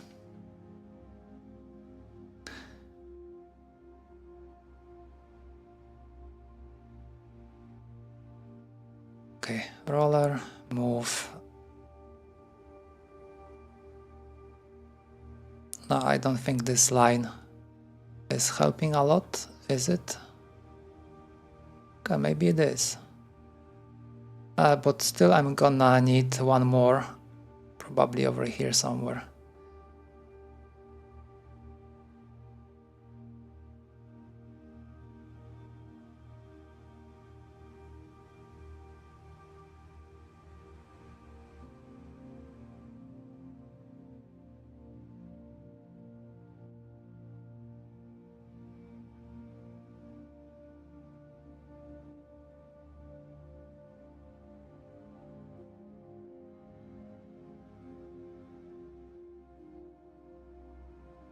I need it on this level, correct. Okay, so let's do one more line, and it's not touching, okay. Oh, the pain.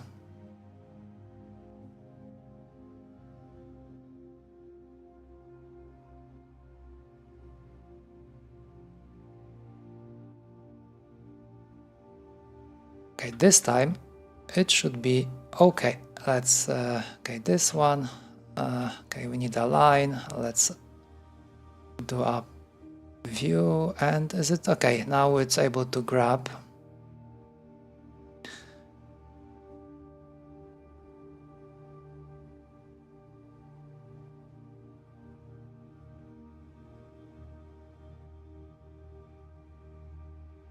Oh, come on, make it so that it's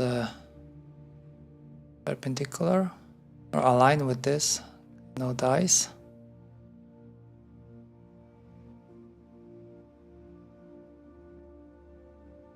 Okay, like this. That's exactly what I needed. And I need one more line over here. Okay, from here, where the, okay.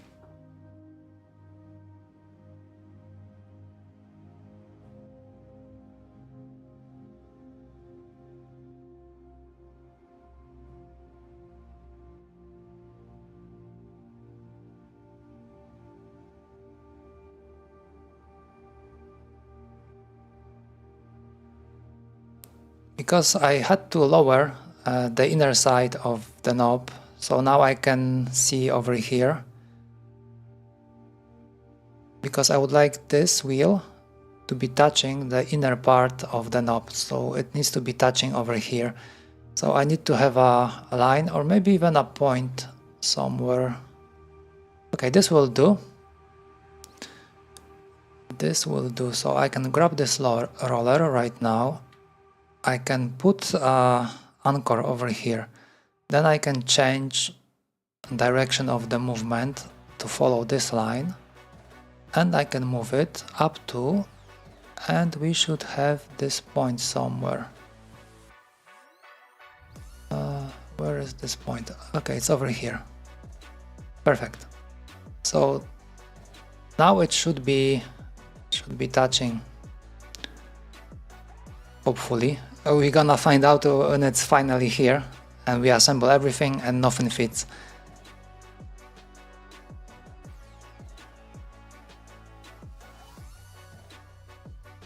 Okay, so there is one more thing. Because I don't think I'll be able to attach it to the top plate just like the other one. So I will have to move it around a little bit. If I go like this,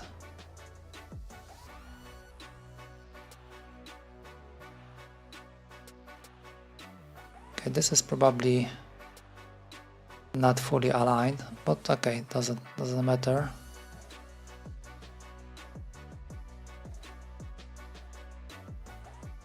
We can check maybe like this. What is the distance? Okay, 0.22, but it's not that much off.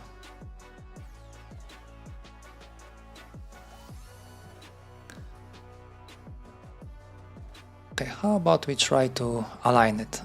I don't like it that it's a little bit off.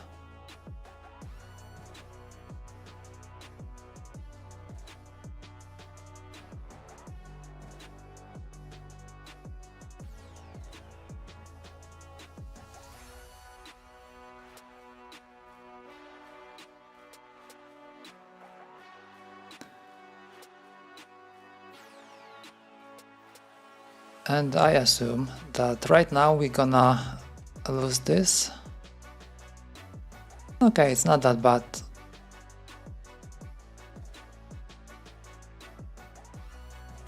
Do we still have this point over here? Okay, maybe I should be able to fix the position still.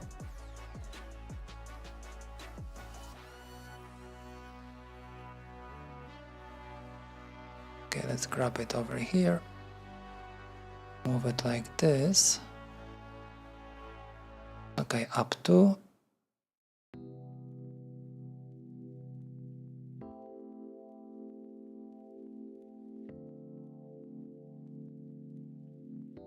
Okay, I don't see this point anywhere.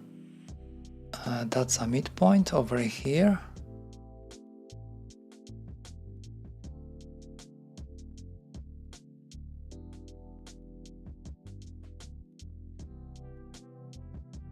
Well, I think it's over here.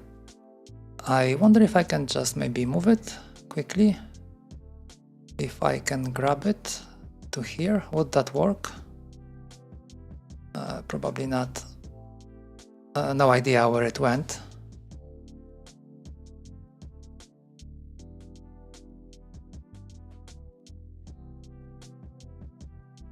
let's drop one more.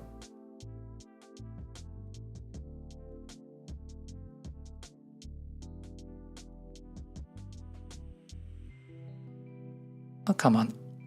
Are we not in the same plane over here? I think we are, right? So why? Okay, I can grab it over here. How about this point? Okay, it's not catching this one.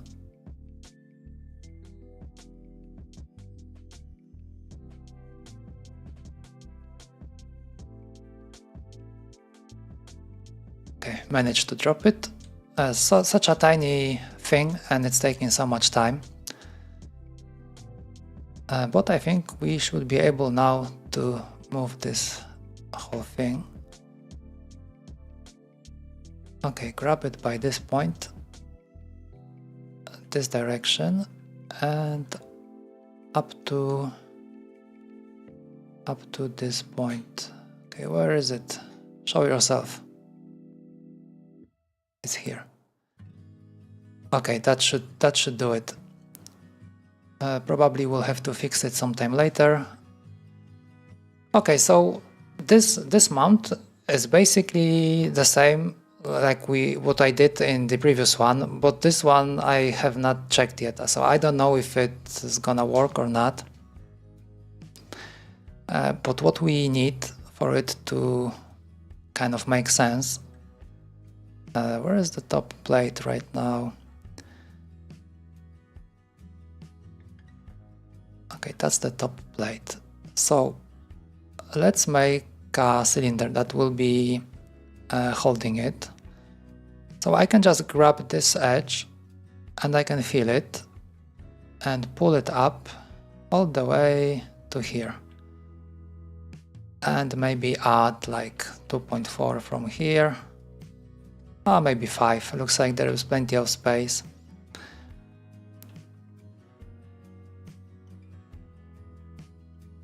Okay, so this remains stationary. We have like one wall that is not keeping it here. Then we have this part. And over here we can make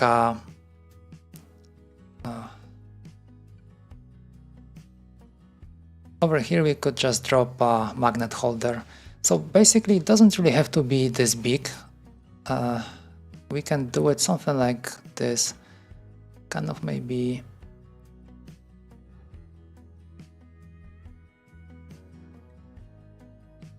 okay, holder like this. Maybe I can just yank it from some other, maybe from Core D, because what I need, I just need the lowest part that is actually holding the magnet, right? So yeah, I'm not gonna do it from scratch. I'm just gonna borrow. I wonder if I have it in my stash somewhere. Maybe yet another part that would make sense to have over here. I have magnetic. Okay, but I don't really have a holder for it. That's not a problem. Let's go. Let's fetch. Okay, Core D, this one. Yeah, I still haven't print Core D, and yeah, I'm thinking if we're gonna build it over the weekend or not. Have not decided. Tomorrow is what? It's Thursday. Okay, I will try to do it on Thursday. And if everything goes well, then we'll be building on Saturday. And if not, then I don't know. It would make sense to kind of build it over the next week, maybe, because we still have to wait on the parts. We could do 3i2c instead. But I don't know if it's not gonna be like too much jumping between different projects, because Core D is not finished yet. It needs to be built. I know I said that I'm not gonna fix anything, but there might be some tiny issues. So it would be nice to build it, check, and maybe I could finally get to writing a GitHub page for it. And there is still one more thing that I need to do. I need to have some kind of a tool that will allow me to set up all the chords, because right now it's just like a text file and it's kind of difficult, very easy to get lost. But yeah, I haven't decided. Write it in what, Python, maybe Delphi, like Open Delphi, something like that, because I need something that will have a easy UI. I don't think making it like in a console would make sense. So I need some kind of a UI, and I need it to be like easy and like fast to build. So maybe Python is not the best. Delphi is kind of okay with this like visual components, but then, you know, Delphi is not that popular, and it's some kind of a blockade. But that's for later. Right now I need to get a holder for a magnet. Where can I find it? Let's check extensions, encoders, magnetic, and we have a mount over here. Okay, so that's the mount. We have a knob. Okay, so that's not what I want. Okay, this one.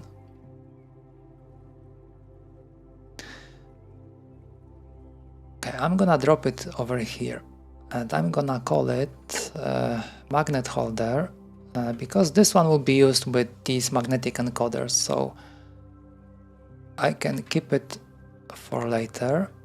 Perfect. Let's save this one, and over here. Okay, so let's see what we can do about this one. Let's grab it over here. Okay, we can definitely align with the center this and like this. Okay, and now would be nice to pull it up a little bit. Okay, so we don't really need it to be like anything fancy. What's this size? It's 2.5. Let's shrink this down. Let's make it 2. Okay, wrong button. Let's make it 2.45. Would that do? Yes, like this.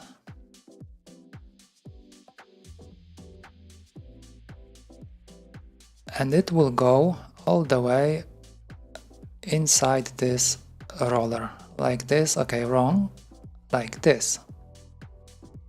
Yeah, perfect. Okay, it's a little bit tall. We can move it, no problem, up and down. There is no issue with it, because I haven't decided really on the height of this thing. Right now it's gonna be from the bottom, it's like 26 millimeters. Is that enough? Is that too much? I don't know. I think maybe up to 35 should be good. So yeah, we still have some space, but that's like a minor thing. Okay, so now we need to grab the sensor, right?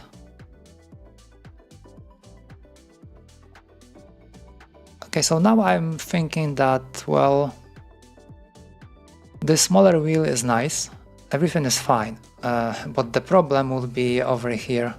It's good to do like the full design, and so many issues will always pop up. Like, take a look at this thing.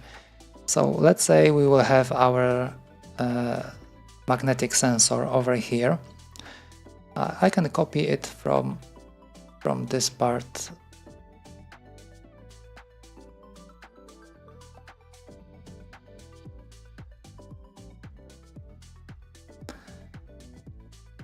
And look at it now. If we try to align with the center of this, so the PCB will be sticking out of the body. Yeah, so it will be like all the way in. So yeah, we can't really use this small roller because, as you can see, the sensor won't really fit underneath. Okay, maybe that is not properly aligned. We would like to align the sensor So okay, this goes to the center, and this one also in the center, like this. Okay, and let's assume we need 1 millimeter, right? So from here to the magnet will be somewhere over here. I can't grab it.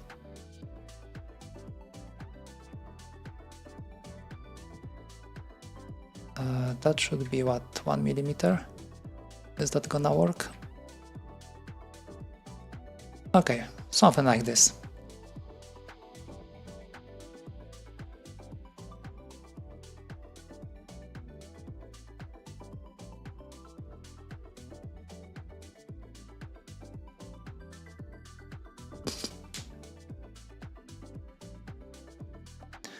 Yeah, so of course we can't do it like this, which is a shame. So we need a bigger roller, and that is not a problem because we have this one. Let's grab it. Okay, Cordy is not really needed over here. Okay, let's save it. Okay, so this roller goes away. Let's change. Okay, I'm gonna leave it like just generic roller because we know that we will have only one.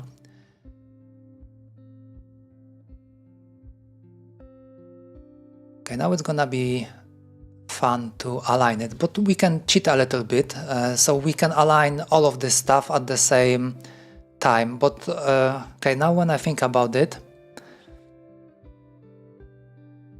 I think we'll have to move the sensor PCB just a tiny bit below the bearing, because it was still kind of sticking out a little bit. On the previous design we had to like cut out a piece of the wall just for it to fit, so that's why we need to go below. Okay, so if we want to do that, okay, so yeah, we still need to use the big roller because otherwise we will have to leave, and probably it will be sticking out of the chassis.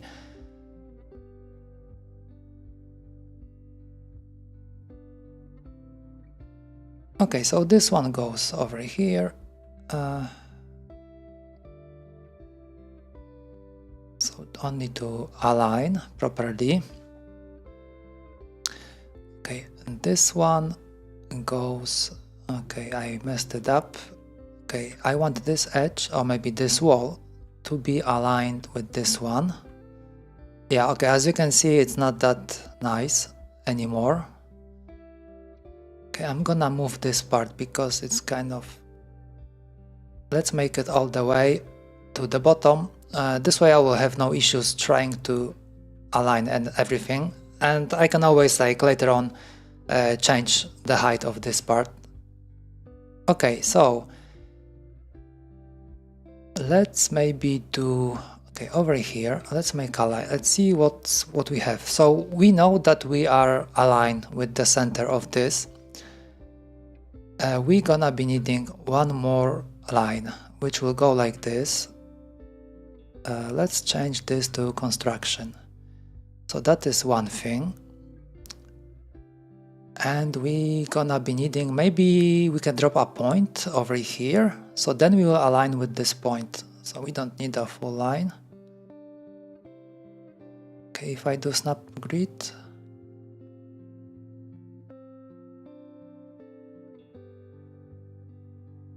okay, so now I can grab this one.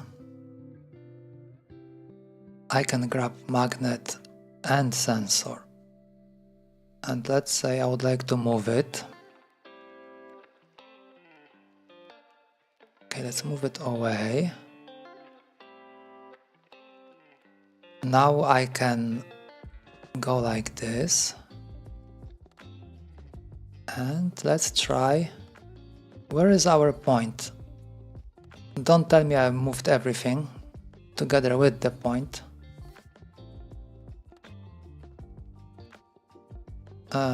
Yeah, awesome. I can't see that point anymore. Okay. So maybe I will just drop it over here on the bearing, or maybe on the knob. Yeah, that will make more sense. So then I won't be moving it. Yeah, the point is over here. Perfect. Not what I wanted, but okay, you can't complain too much. I could drop a point over here, but I would just make a line. Okay, so one more try. We're gonna grab the roller holder and the sensor. We're gonna move it. Where is this line? Okay, it's over here. So this point is okay. And up to, and there should be one more point over here. There you are. Perfect. Yeah, so as you can see, the whole thing is kind of sticking out. Even this one is like kind of underneath the bearing anyway. So yeah.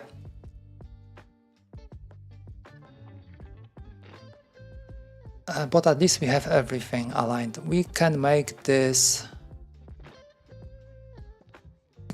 thing shorter.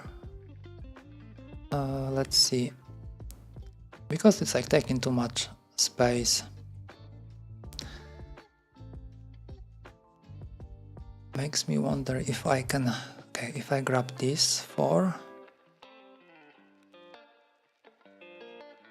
and I think I will have to grab these as well. Otherwise it will like move, but we're gonna lose some of this stuff. Okay, anchor on this, and I would like to make it all the way to here. Okay, perfect. Now it's kind of flat. What will be the thickness from here to here? Okay, it's not showing me. Not important. Definitely will be okay. Okay, so let's move this part a little bit up like this, and the sensor, I don't know why it moved, but okay, whatever.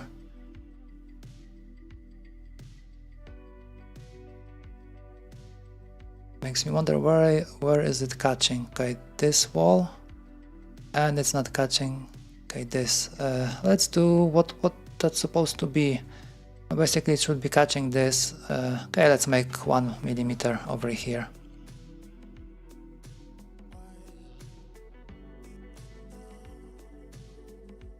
Okay, it looks kind of thick.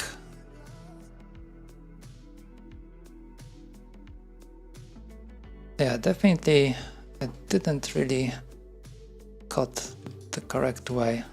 Like, looks like it's cutting in a little bit too much.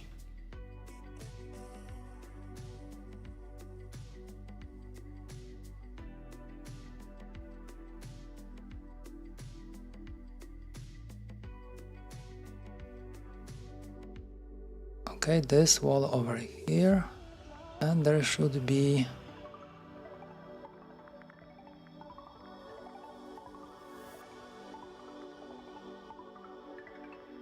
okay, now it should be okay. Let's take a look. Yes, perfect. Well, probably when we print it, it might be a little bit too tight, but yeah, that is correct, at least for now. Okay, this one needs to be moved.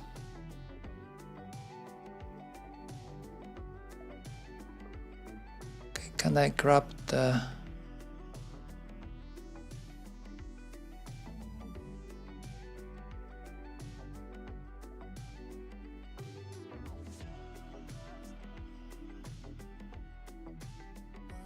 I don't know if I should assume that it's correct right now or not. Let's remove the holder. Okay, yeah, so we have this in line. Okay, it's getting a little bit crowded over here. There will be still encoder right here. I hope it will fit, although we can always put it first. It looks like there's enough space. Or lower this one. Where's the sensor? Okay, it's gonna be something like this. Or maybe we can even go up. Oh, okay.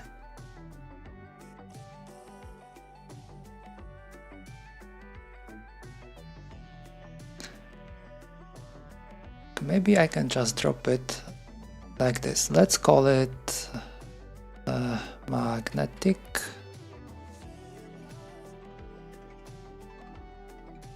Assembly. Let's put all of this stuff so I don't have to control click everything, because this is like one and the same. I mean, it's gonna be kind of like a one part, and we can even grab this one, which is the mount, like so. Let's call it plate mount. Okay, perfect. And now I would like to move it, let's say from here. I would like PCB to be, for example, let's do point maybe 6 from the bottom of the bearing. So this way it doesn't have to be this tall. Of course this should, okay, this will move this part, but we can bring it back to this level. Okay, so far so good. I might have overlooked one more thing, because we still need to mount the bottom somehow, right? So let's do one more component. Let's call it bottom, or maybe, okay, that will be bottom, and in the bottom there will be two parts. So we'll have like the bottom plate, so that will be the plate that will be like covering the whole bottom, but on top of it there will be sitting this like a magnetic mount that will attach to the bearing. So that will be something that will be holding the bearing. So basically, if I think about it,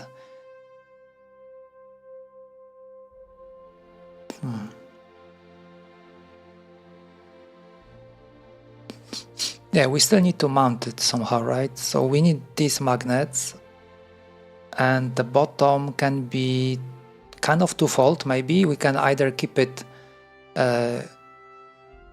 without the screws. What would that work? Probably not, because we're gonna need some kind of like a column coming from the top plate, at least maybe 2, 4, like 3, 4, something like that, to add screws from the bottom, so the whole thing is not like rotating.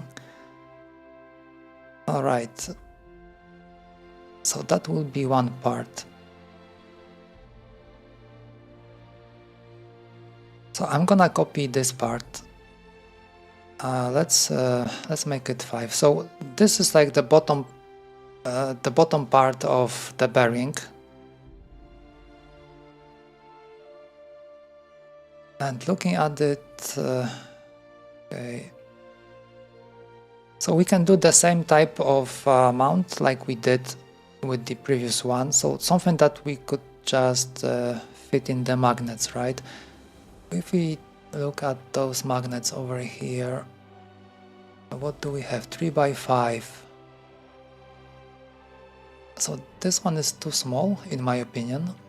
6 millimeters is not quite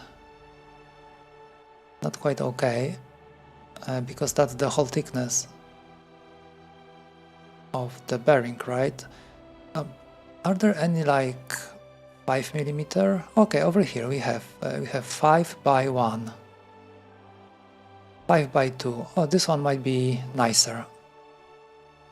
Okay, so let's make a new component. I'm not gonna change name because this is just for now. Let's drop this wall and this wall. Now I want something in between. Okay, so the magnet is 5. We can do 5.1. That will be enough to fit the magnet in. And the thickness... Okay, forgot to remove it. Okay, now it should be okay.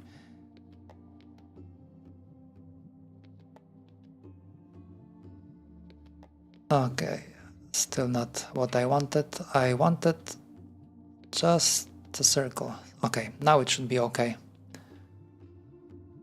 Okay, still not okay. What the hell? One more try.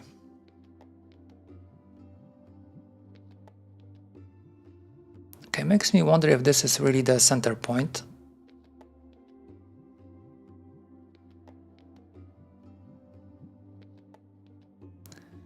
Okay, 5.1.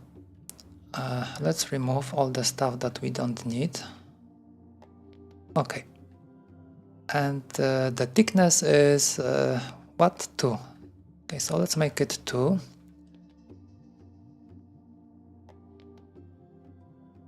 Okay, we can move this part. So we would like this magnet to be kind of like held by this ring. So we already made a cutout, so it's gonna be 5.1, and the height will be 2.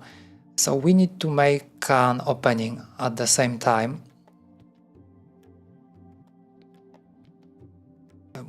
Would make more sense if we go from here. So from the edge, let's say we do 0.6. Like this. We should... Okay. That should be good. And how much height? Maybe 1 layer? Would that be okay? Maybe 2 layers, like 0.4. Okay, so this will be our cutter, like this, and we're gonna cut this shape. First we need to align it so that it will be cutting from the bottom. Then it would be nice to move this one to the top. Okay. Let's lower it.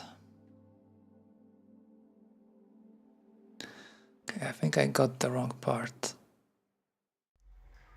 Okay, let's move this whole thing down. Okay.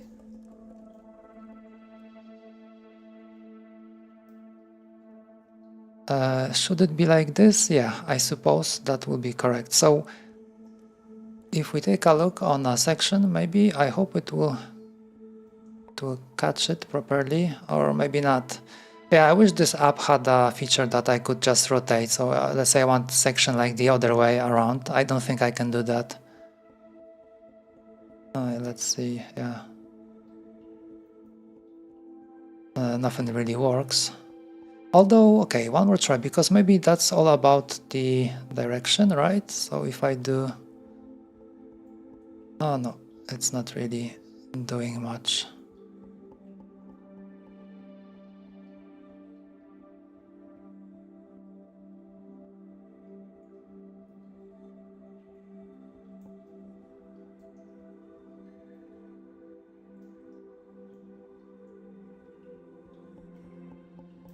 Okay, no dice.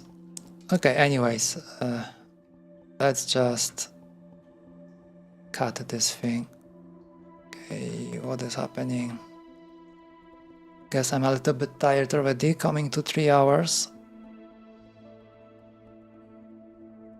Okay, first thing first, we need to have some kind of pattern around. That makes me wonder how many magnets are we gonna be needing. Okay, let's create pattern. Let's move it around trajectory, like this. Okay, let's move it a little bit. Okay, over here we can drop 0. Let's do 360. Okay, wrong. Okay, let's do count maybe 18. And over here should be 360. Is that gonna work? Yeah. Okay, looks like 18 magnets. Seems reasonable. How about we tweak the number? If we do, for example, maybe 14, I guess it's still okay. Maybe let's keep it at 14. Although they are kind of small. Okay, one more look at 18. Looks dense. I think I'm gonna keep it. Because they are kind of small, like 5 millimeters, it's a small magnet. And I am worried that it might not hold well enough.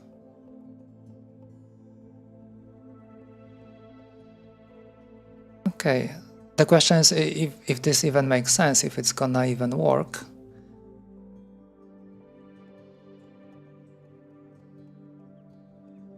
Okay, so right now I can just select this piece and I can remove this whole pattern and hide the pattern. And okay, we have a lot of stuff over here. Which one is this? Okay, so let's hide this. I wouldn't have these because there's a feature in this app and I have it on, and it says that every time I cut something, it will always preserve the cutter. So whatever was cutting it, it would stay. And I like it like that because like sometimes I reuse cutters, so I would like to keep them. Okay, so this is very similar to what we had before. We can move it all the way to the bearing like this. I hope this will be okay. Alright, as you can see, we are cutting in over here. Okay, what can we do about it?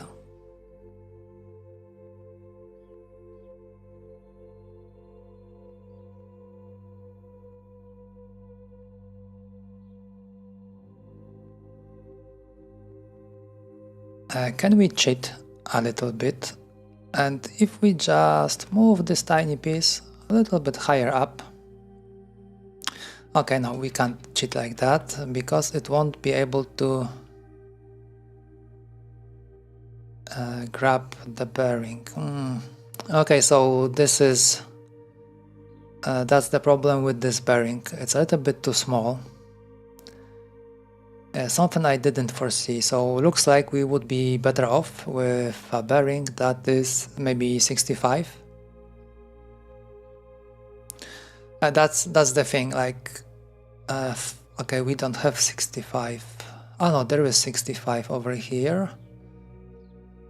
This one is 60 by 72, this one is 60 as well. Okay, this one 65. And the question is, would that even work? Let's see. Let's go like this. Let's do what was it, 65? Yes, yeah, definitely it would work. You see, that's this is like the space that we would have.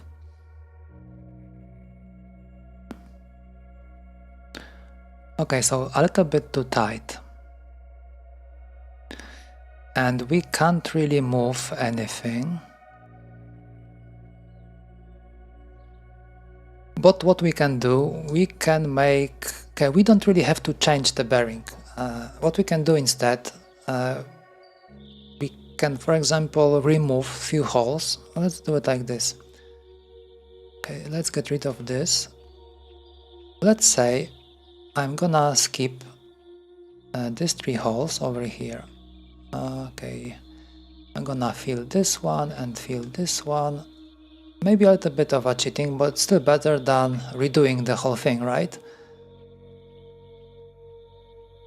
Okay, and also this and this. Yeah. And now what I can do, I can just simply make a cut. Let's go over here. Let's do, I don't know, how about we do 0.6, 0.8 maybe. Over here as well, 0.8. It's maybe a little bit excessive, like 0.8, that's kind of a lot. Okay, let's make a corner and corner over here. And I think if I make a projection of this, then it should give me like a nice surface. Yeah, perfect.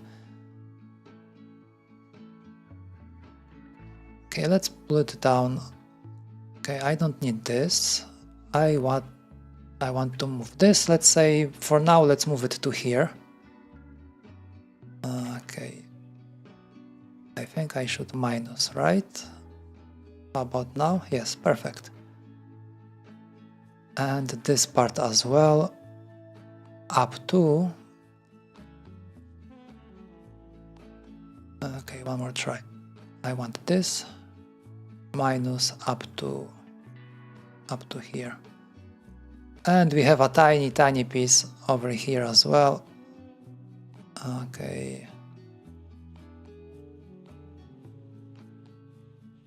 Okay, that wasn't really necessary.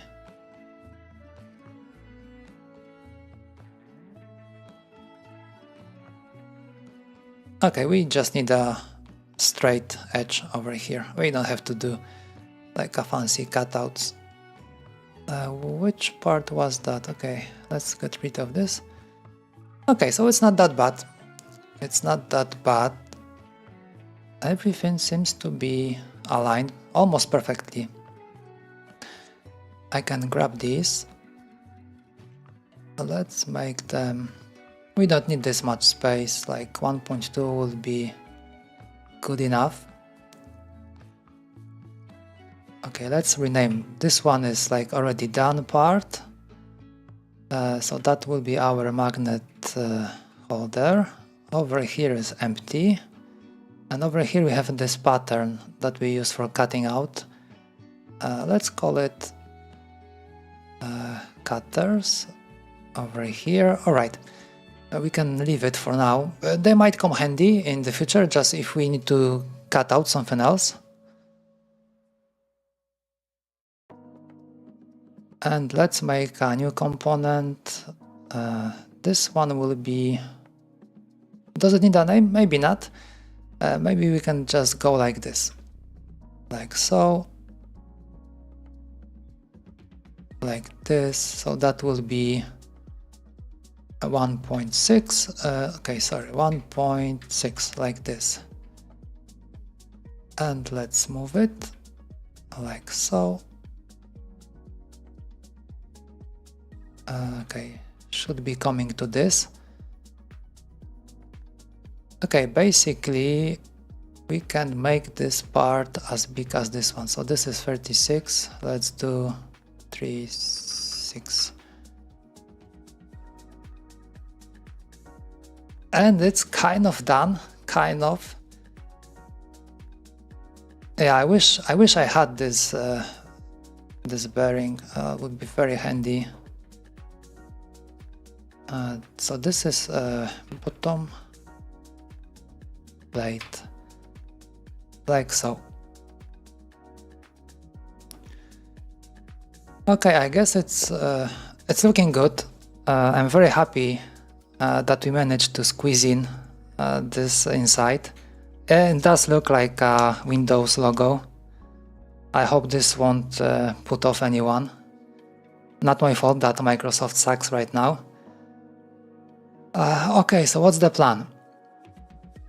I think I gonna print this. Tomorrow is Thursday. I would need to go through Cordy, check if everything is ready to be print. I think it is, because like I spent so much time on it. I would need to check if I have parts, but the question is, are we gonna be building it over the weekend or not?